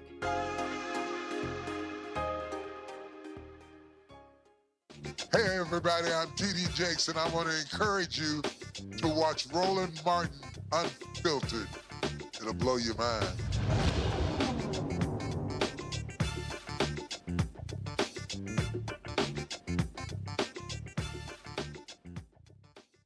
All right, y'all. First of all y'all watching on YouTube, hit the damn like button. Why we not at 1,000 likes by now? So y'all need to hit the button because y'all playing around. All right, let's go back to this hearing, y'all. And man, it was crazy. So first up is Congressman Greg Meeks. Watch this craziness with Scott Bessent. Secretary Bessent, if I'm not mistaken, you were working in the financial service industry during the late 1980s, correct? I was. Thank you. And well, I'm wondering, do you recall or you're knowledgeable of the Keating 5 scandal back then? Yes, sir. And I will point out that I was. I don't want to. No. I will point out that I identified. The gentleman is from the secretary. Is the gentleman from New York Times. So I just want to make sure that everyone knows who doesn't know that the Keating 5 scandal involved 5 U.S. senators accused of pressuring the Federal Home Loan Bank Board to expedite and give more consideration to the case of Charles Keating, Jr., who ran the California-based Lincoln Savings and Loans. It led to a 14-month investigation unveiling how 5 U.S. senators and staff ended up with more than $1 million in contributions, 4 trips to the Bahamas, and all expenses paid stays at resort hotels. Following the scandal, the industry saw sweeping regulatory changes that was launched by then-President George H.W. Bush. Now, Mr. Secretary, I'm sure you can agree conflicts of interest and improper influence by U.S. elected officials over bank regulators weaken supervisory independence and ultimately impose massive losses on consumers and taxpayers. I think that we can all agree upon that. And as we know, the basic lessons from the post-Keating reforms still applies today when the Office of the Comptroller of Currency, the OCC, is deciding to get a bank charter. I think we can stimulate that. Now, Mr. Bessent, as our nation's treasurer, I'm sure you also know that a foreign-linked investment firm tied to the United Arab Emirates government quietly bought about half of the Trump family's crypto company, World Liberty Financial. And at the very same time, the President of the United States was dealing with that country on foreign policy. Now, Eric Trump, the president's son and co-founder of World Liberty Financial, said, and I quote, "I'm not going to get into who the investors are, but I've got some pretty meaningful investors," end of quote. Lack of transparency. And it didn't end there. When Trump fans brought the tokens, they thought they were getting the deal of a century.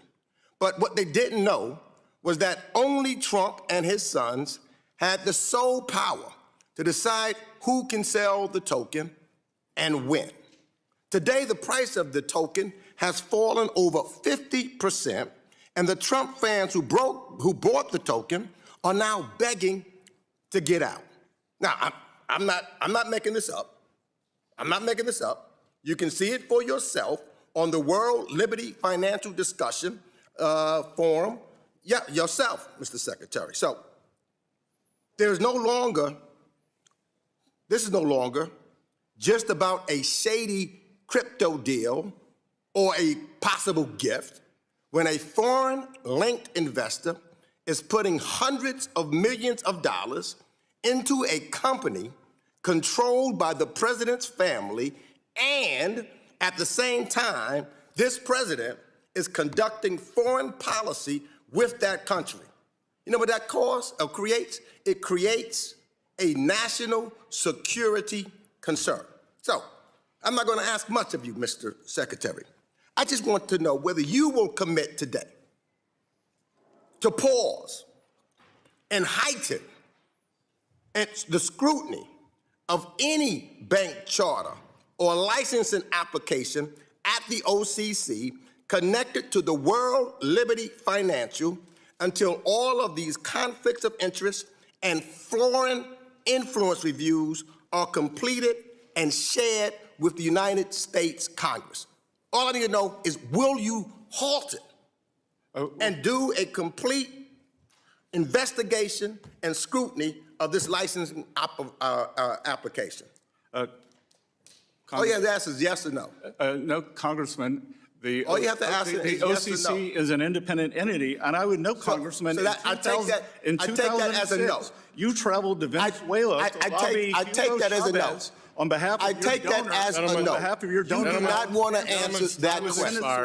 I take that as a no.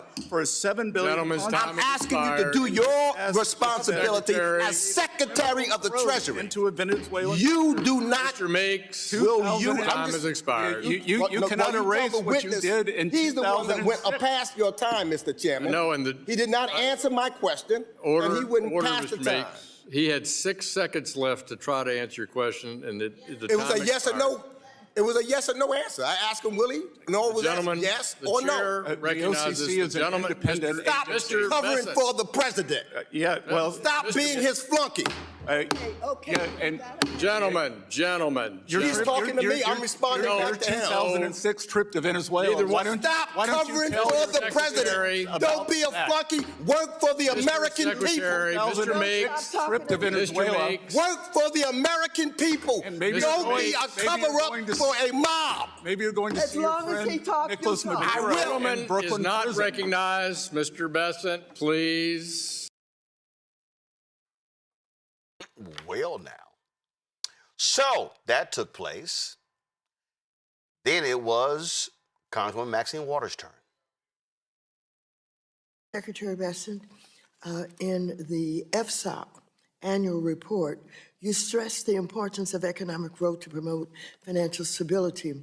While you noted many ways you plan to deregulate Wall Street and plant the seeds for another crisis, you said little about the harms of inflation. I find this odd, as the president and you have finally began discussing in the media how the price of goods are way too high.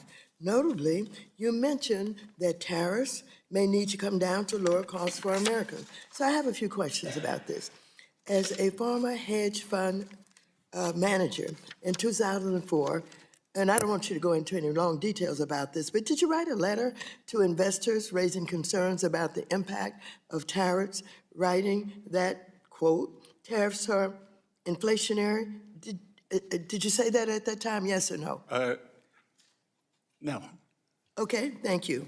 Okay, we have a New York Times article that, agrees that you said that. New York Times. Then last summer, when you testified before a Senate committee, you said, and I quote, there is no inflation. Tariffs are not being passed on to consumers. You were quite definitive and even claimed that critics had, quote, tariff derangement syndrome.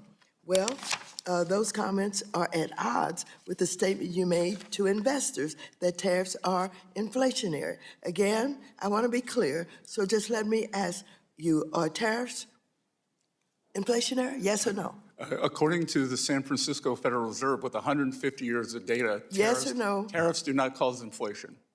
San Francisco Federal Reserve. Well, last November, as the Trump administration finally began to realize that affordability issues in America are not a hoax, you told Fox News that the government was going to reduce tariffs on goods like coffee and bananas, and that doing so would, quote, bring the prices down very quickly. Mr. Secretary, why was that announcement even necessary?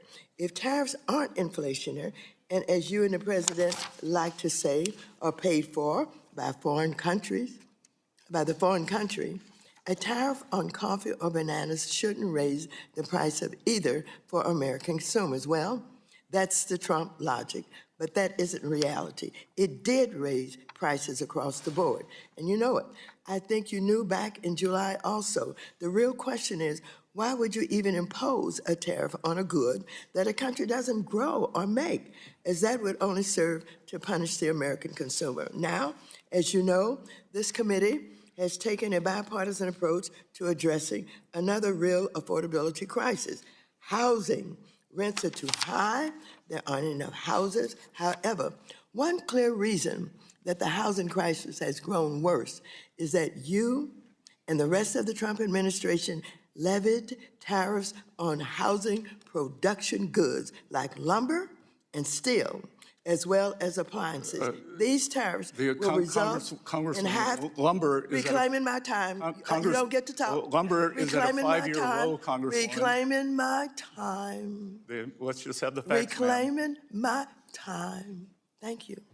However, one clear reason that the housing crisis has gone worse is that you and the rest of the Trump administration levied tariffs on housing production goods like lumber and steel, as I said, as well as appliances. These tariffs will result in 500,000 fewer homes built at a time when we need more homes built, not less. Trump single-handedly made housing more expensive. And once again, you know it, as Axios has reported that you were planning to lift tariffs on housing production goods. In addition, the unlawful campaign the Trump administration has waged with ICE and Border Patrol terrorizing American communities has also harmed home construction across America. So I ask you, Secretary Bessent, will you be the voice of reason in the administration and urge Trump to stop waging a war on American consumers and on housing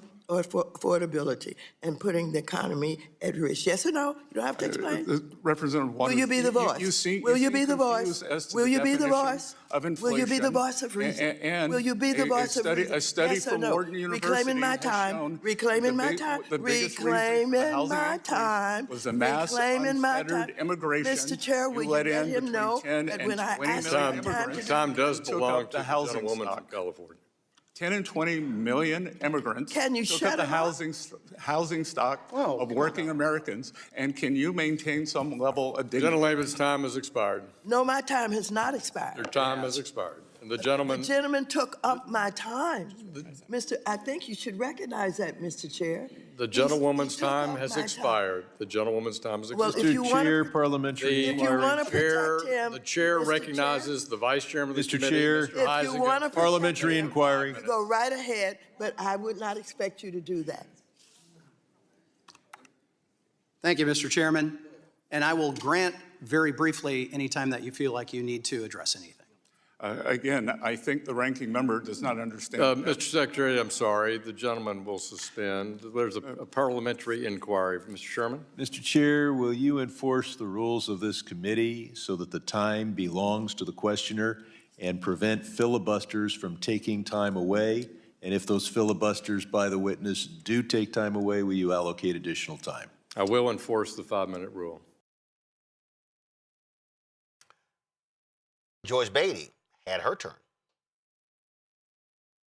First, let me start by saying that I am certainly concerned about the direction of this country, this Treasury, this administration, and this president.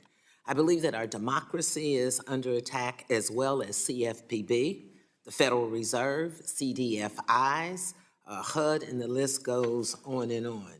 So I'd like to start with a question on community development financial institutions, or CDFIs as we refer to them, which you've played a key role in economic development. As a matter of fact, in your one-page testimony, you mention economic development or growth or security almost a dozen times. You also have stated promoting economic growth and economic security is essential to ensuring financial stability. Economic growth strengthens housing, business, financial institutions, so forth and so forth. Nationwide, CDFIs finance more than 45,000 affordable homes. However, applications for CDFIs fund programs have been pending for almost 12 months or more, and except for some CDFI funds for administrative costs, none of the FY25 program funds have been allocated. Last fall, CDF funds issued a supplemental application to CDFIs to ensure that they were in compliance with the executive orders issued by the administration, but funds still have not been dispersed. Now, my question to you, are there plans in place to release monies to CDFIs so they can continue to finance affordable housing projects? That's a yes or no. If yes, when? If no, why not? Treasury has been working to implement the CDFI funds programs as required by law. Upon apportionment of appropriated funds, Treasury will be Is able this going to be a yes or no? outstanding program awards. Mr. Secretary, expeditiously no. as possible. I'm going to abide by the chairman's rules, but I have some rules. You can say yes or no, and then if you say yes, you may continue to give that support. If it's a no, then you tell me why not.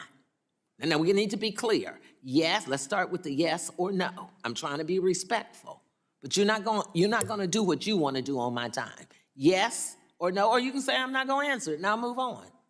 Number 3. Okay, so let the record show that he refuses to answer a question. No, we're not going to do that with me. We are not going to do that with me.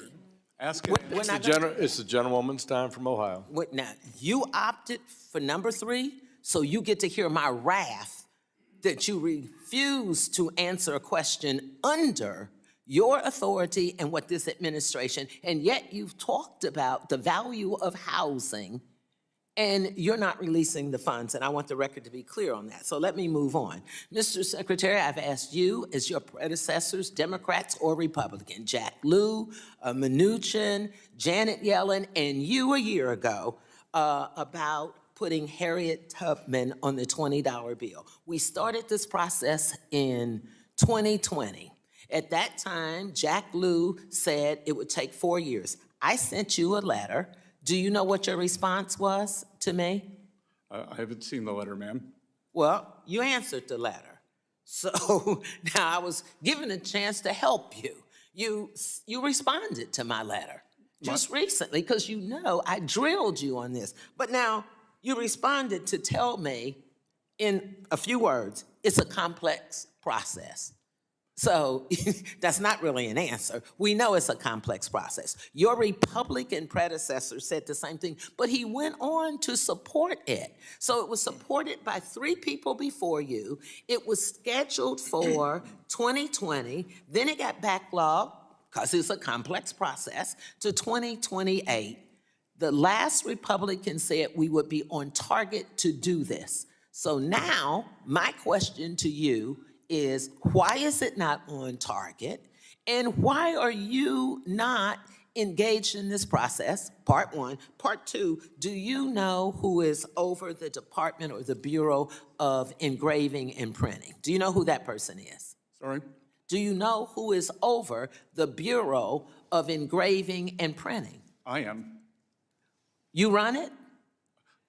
You run it? The Treasury Secretary. Be careful now. Do you run the Bureau? Gentlelady's time has expired. Then let me ask him to put it in writing, because he doesn't run it. It's appointed by him, and it's Patricia Collins. So let the record show that he was incompetent in answering the Gentlelady's time has Now expired, and I invite the Secretary to respond to your detailed question about that you proposed on the bill in writing. And I now call on the gentleman from Tennessee, Mr. Rose. You're recognized for 5 minutes. Thank you, Chairman Hill, and thank you, Ranking Member Waters, for holding this important hearing. And thank you, Secretary Bessent, for taking time from your schedule to be with us here today. If you would like. We got one more black member, that's Congresswoman Ayanna Pressley, that my panel's going to answer. Because there are a lot of people who say, well, I just think these hearings don't serve any purpose, the back and forth, but actually they do. Roland.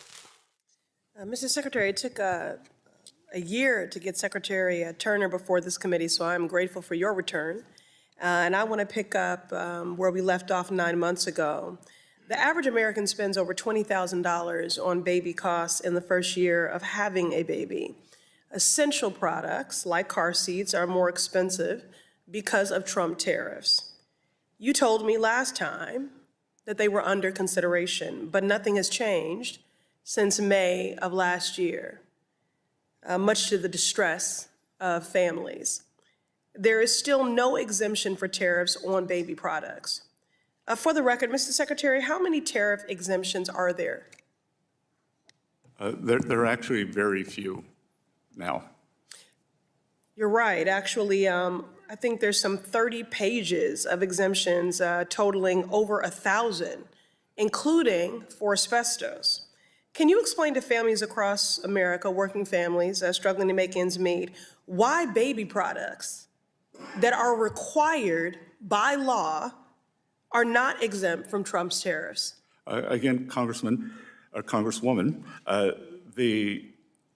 it is a matrix, and many of these products, unfortunately, are made in China, and Mr. Secretary, reclaiming my time. It's an an unacceptable answer. You've had 9 months. You told me it was under consideration. You've had 9 months to think about it. And while you've been thinking about it, working families have been struggling. When it is required by law that they have many of these essential baby costs, your report from the Department of Treasury refers to them, car seats, as essential safety tools.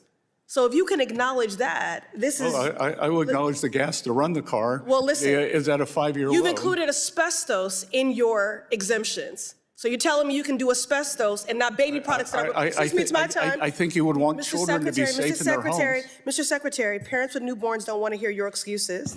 They need to keep their babies safe. They want to comply with the law, and they need action to lower costs, period. So will you exempt baby products from tariffs, yes or no?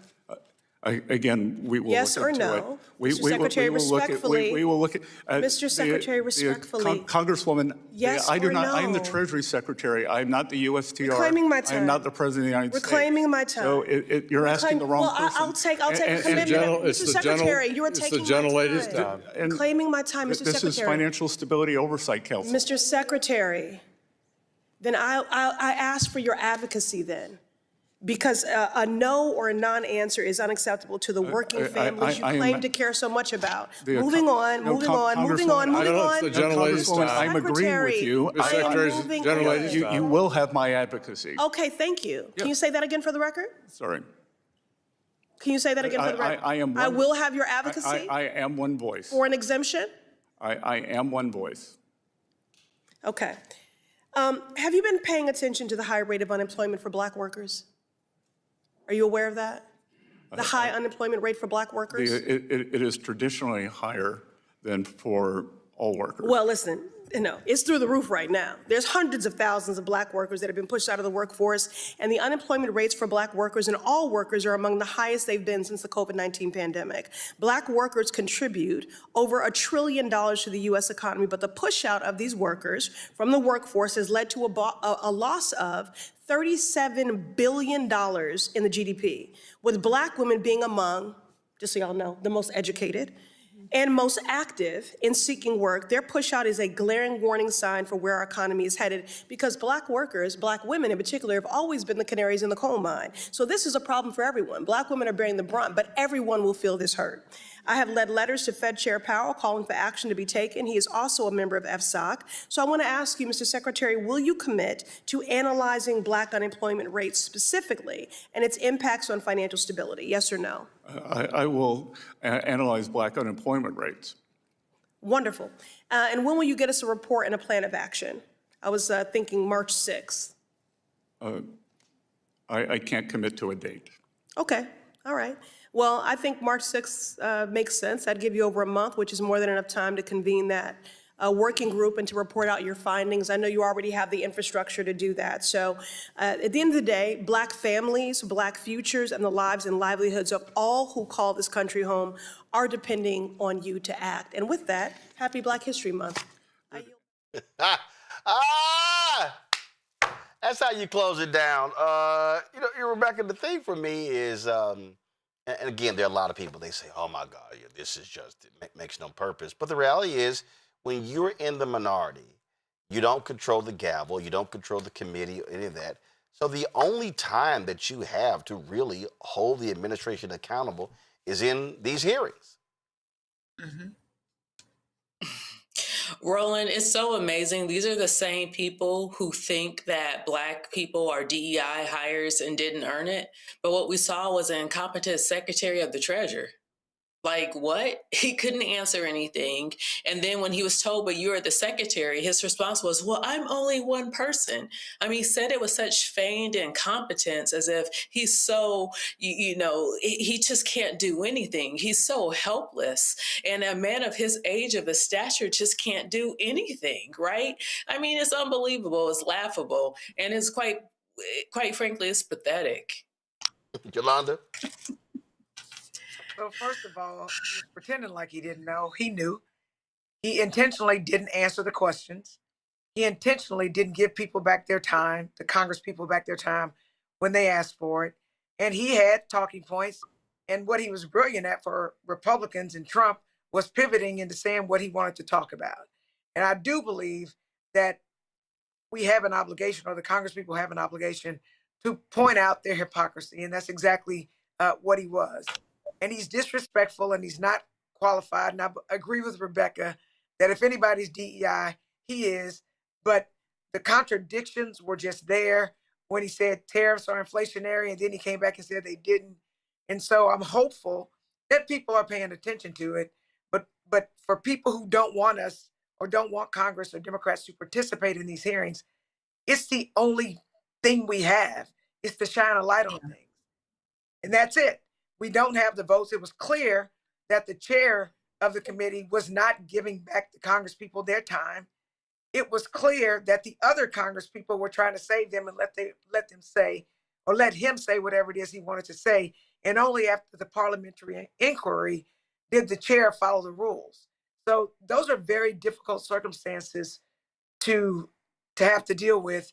So I believe that I commend them all for doing all they could do under the circumstances. And the only way for us to fix that is to get the Republicans out of office in these midterms, so that we have the majority, so that we can do to them what they do to us, which is to shut them down.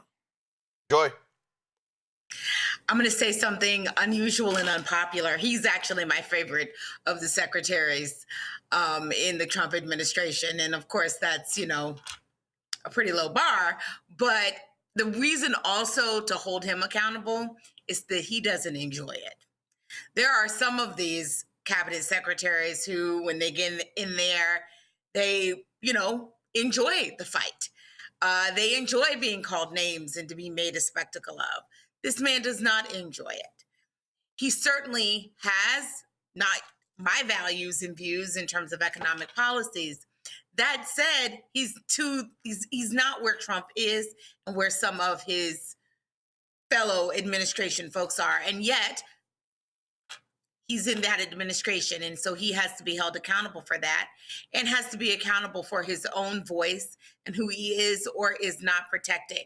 My guess is that this effort was also meant to hold someone accountable who might be willing to do something with whatever power he has, because some of these issues can't wait for another 3 or 4 years. They can't wait even for the new. No, he I'm won't. just saying, best chance. No, he won't. Best chance. No, he won't. No, he won't. When you go work for evil, then you do the bidding of evil. So what you're describing ain't gonna happen. Last story, I gotta play this, y'all. That was a walkout in Austin, Texas regarding ICE, and this crazy MAGA dude decided that he wanted to jump in and get in the face of some students and literally start fighting the students. I got a feeling that dumbass regretting that move. Watch. Get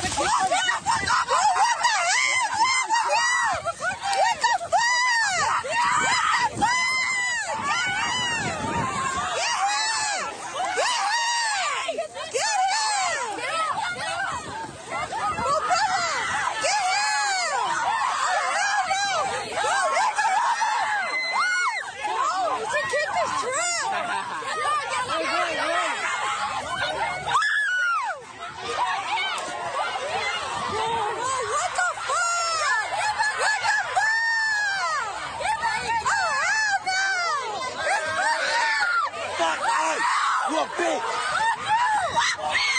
Hey, you want another ass beat? Come on out. Fucking bitch! Fucking kill yourself!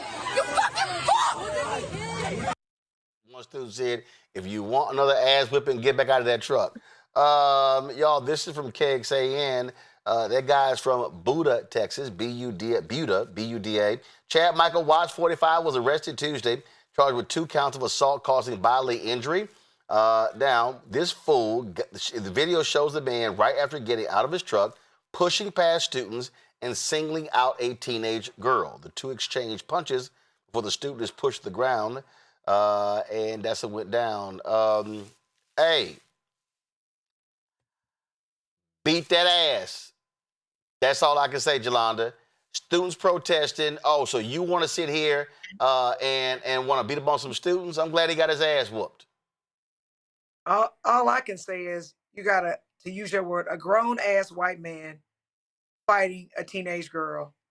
Had that been a black man fighting a white teenager, he would have been charged with more than assault bodily injury, which assault bodily injury could be a misdemeanor or it could be a really low-level felony. Trust me, he would have been charged with aggravated assault. And so I'm disappointed in the charges. I've also done, I've had cases in Hayes County. That was an undercharge in my respectful opinion. I've been a 30-year lawyer. And so they're showing him preferential treatment. So yeah, people are happy that he got charged with the crime, probably because of the cell phones, but he should have been charged with more than that. He should have been charged with more than that. But yeah, I'm glad he got his ass whooped. True story. And you know, keep in mind, Rebecca, look, this is Texas, and we can't forget when a jury convicted Daniel Perry, who killed a veteran who was protesting, a Black Lives Matter protester, and Greg Abbott, the governor, pardoned this man who clearly was convicted of shooting and killing a protester. And the reality is, this is what Republicans in Texas allow. They can't stand protest against their little god Trump, and so I wouldn't be surprised if Republicans come to this guy's aid. I mean, that's a hard 45 if he's 45. Like, look, Chads are going to Chad and Karens are going to Karen. And you're right, it's Texas, but the question I have is, what is that school going to do to make sure it's protecting students on its campus? Where was school security? Well, the protests, they were out of the campus. In fact, people were complaining. They were complaining that school security was actually escorting the students, and the principal said, our job is to protect the students. And so they were exercising their First Amendment right. And so you got some people who are complaining that they should not have even been protecting the students. Well, it's clear that security needs to be protecting students. Like, look, the point of students, especially when they're in high school, we should be happy that we have some teenagers who care about the world around them and that they actually want to participate in this country in civic engagement, right? So they're exercising their First Amendment right. This guy shows up and he's to physically assault these kids, and he's a grown man. You know what? If the schools are doing what they could do, if the students are off campus, then maybe we also need parents to show up when their children decide that they're going to exercise their First Amendment rights, because we need students to be able to do these things because that's a positive thing. But we also need to make sure that they're protected and they're safe. And so maybe we need to have the community wrap its arms around these students so when they are exercising their constitutional rights, that they also are free to not get physically attacked by some random white guy in Texas. Absolutely. Joy? Roland, I want to interject something really, really quickly. The governor and the guy over TEA literally created an inspector general position today. In fact, I'll be putting out a press release on it tomorrow, where they literally investigate teachers and students, and they're going to be cutting funding. They're going to be suspending kids, and they're going to end certification of teachers who don't literally keep the kids in class. So they have cut off children and teachers' First Amendment rights in Texas. That happened today. Joy. FAFO. I mean, he went out there, he assaulted a student, a girl. My goodness. I mean, how is that manly? And he found out her fellow students protected her. We need to look into, I agree, it's an undercharge. If it was anyone else, we would be saying that this person, assaulted not just these minor charges, but that any range of other things, disturbing the peace. They would throw everything that he could possibly be charged at him. That should happen here as a way to deter anyone else. See people protesting, leave them alone. You want to create another protest, you do it across the street. This person is dangerous. I guess when you look him up, I assure you, you'll find that he's been engaged in other infractions. These people are unstable. They should be looked at as a category of folks who are engaging in terrorism almost against their own citizens.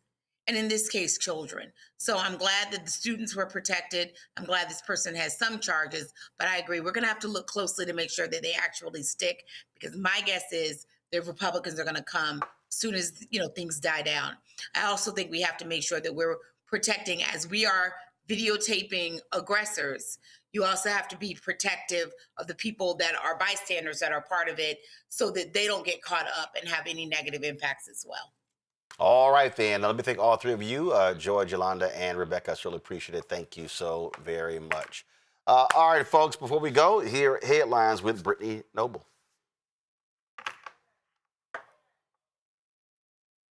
The Supreme Court is allowing California's new congressional map to stand for now, clearing the way for the state to use newly drawn House district lines in this year's midterm elections. The map could help Democrats gain as many as 5 seats in Congress. The High Court declined to block the map Wednesday with no noted dissents. California Governor Gavin Newsom called it a response to Texas Republicans' mid-decade redistricting, saying President Trump started this redistricting war. The new lines were approved by voters in November under Proposition 50 and will remain in place through the end of the decade. Well, President Donald Trump signs legislation ending the partial government shutdown that began Friday at midnight. It funds several federal agencies, including Departments of State, Treasury, and Defense through the end of September, covering the remainder of the fiscal year. The bill only extends funding for the Department of Homeland Security through February 13th. That short-term extension means Republicans and Democrats will meet again to negotiate a longer-term funding plan for DHS. Well, the United States has deployed a small team of military officers to Nigeria. General Gavin Anderson says the move follows his meeting with Nigeria's president in Rome. Still unclear whether the team arrived in Nigeria. Now, Nigeria has been in the diplomatic crosshairs of the U.S. following threats by President Donald Trump to attack the country. Trump alleges the West African country was designated as a country of particular concern, the congressional designation in the U.S. for countries responsible for religious oppression. But the Nigerian government firmly rejects those claims. Florida Republican and nominee in the 2026 gubernatorial election, James Fishback, makes explosive racist comments amid Don Lemon's legal troubles. 31-year-old Fishback commented on X that Lemon escaped a public execution after covering an anti-ICE protest at a church in Minnesota. He said this: Don Lemon is lucky he's not getting hanged in the public square for ransacking a church. Lemon is currently facing charges related to the interruption of a religious service at the city's church in St. Paul, where a U.S. Immigration and Customs Enforcement official is a pastor. Well, a Temple University student has turned himself in on federal charges tied to a protest at a Minnesota church that was live streamed by journalist Don Lemon. Jerome Richardson surrendered on Monday and is now in federal custody. That's according to Attorney General Pam Bondi. Court documents list Richardson as one of the 9 people indicted in connection with the January 18th demonstration at the city's church in St. Paul. Also, the Black-owned whiskey brand Uncle Nearest is bankrupt. The Tennessee distillery will likely face foreclosure if the court hands control of the company back to Fawn and Keith Weaver. Farm Credit Mid-America of Louisville sued the company and its founders, alleging default on $100 million in loans. The lender is also seeking the appointment of a receiver to run the company. The Weavers are opposing the move, saying they are victims of fraud. Well, a new study by Charlie Health reveals male loneliness is a complex issue shaped by social and cultural dynamics. This idea concerning masculinity discourages emotional openness and vulnerability. Researchers also found that many men struggle to express their feelings, keeping them isolated, all due to stigma. In the study, 6 adults, Black men ages 18 through 29, reported feeling always or often feeling lonely that year compared to white men of the same age range. The research also revealed a strong link between loneliness, chronic health conditions, and obstacles to effectively managing diseases. Research suggests that creating environments that are safe spaces for Black men. Roland? All right, thanks a bunch. Don't forget to check out The Breakdown with Brittany Noble every midday at noon Eastern right here on the Black Star Network. Again, The Breakdown with Brittany Noble. Where's the graphic? Come on, wake up. No, wrong graphic. We do have a graphic of the Brittany show. Okay, I'll do it myself. All right, noon Eastern every single day. Watch The Breakdown with Brittany Noble on right here on Roland Martin Unfiltered. Again, you can check out this 1 hour show. Check out the headlines as well as news and interviews. And so that's our newest show. We launched it last week, so be sure to check that out. Then, of course, every Thursday, check out our newest show, Health Show, Second Opinion, with Dr. Ebony Jade Hilton. We premiered it last Thursday, and of course, it will air every Thursday, 11 a.m. Eastern, and then we'll restream it at 8 p.m. Eastern as well. All right, folks, that is it for us. Please don't forget, support the Black Star Network. Our goal is to get our fans to contribute to our show to help us defray the cost of what we do. First of all, before I do it, let me see if y'all, okay, y'all finally woke up on YouTube. We got the 1,200 likes. We should be at 1,500 likes at least. So y'all need to send more to us. So 300 of y'all need to be hitting that like button before I sign off, okay? All right, so we'll do that. Support the work that we do. Join our Bring the Funk fan club. You want to contribute via Cash App, use a Stripe QR code. You see it right here on the screen. That's for credit cards as well. Checks and money order. Make it payable to P.O. Box. Make it payable to Roland Martin Unfiltered. Send to P.O. Box 57196, Washington, D.C. 2003 7-0196. Of course, PayPal is R Martin Unfiltered. Venmo is RM Unfiltered. Zelle, Roland at RolandSMartin.com. Roland at RolandMartinUnfiltered.com. All right, y'all. Come on, YouTube folks. Y'all ain't moving fast enough. Still stuck on 1,200 likes. I should be at 1,500. Let's go. Hit the damn like button. Download the Black Star Network app. Apple phone, Android phone, Apple TV, Android TV, Amazon Fire TV, Roku, Samsung Smart TV. Get our Roland Martin Unfiltered Black Star Network swag by simply going to shopblackstarnetwork.com. Shopblackstarnetwork.com. Get our t-shirts, hoodies, wall art, mugs, you name it. We got it all there. So check that out. And then, of course, you can also support our Black-owned products. You see all these products on our shelf here in the studio. All those are Black-owned companies. And so if you go to shopblackstarnetwork.com, you can peruse our shopping list. Again, when you support those products, you support this show as well. Because we get a cut of the proceeds. So that'll be absolutely great. You can support them. So please go to shopblackstarnetwork.com. Also, download the app fan base. Y'all can follow me there at Roland S. Martin. New updates, a lot of great changes made there. So check it all out. All right, y'all. That's it. I will see y'all tomorrow right here, Roland Martin Unfiltered on the Black Star Network. And somebody hit me and they said, Roland, what are you doing for Black History Month? We do Black people every day. 365, 7 days a week. This ain't nothing new for us. So this is the 100th anniversary of Black History Month, founded by Carter G. Woodson. But remember, we focus on Black folks. We center African Americans every single day on this show. So for us, it ain't nothing new for us. I'll see y'all tomorrow. Holla!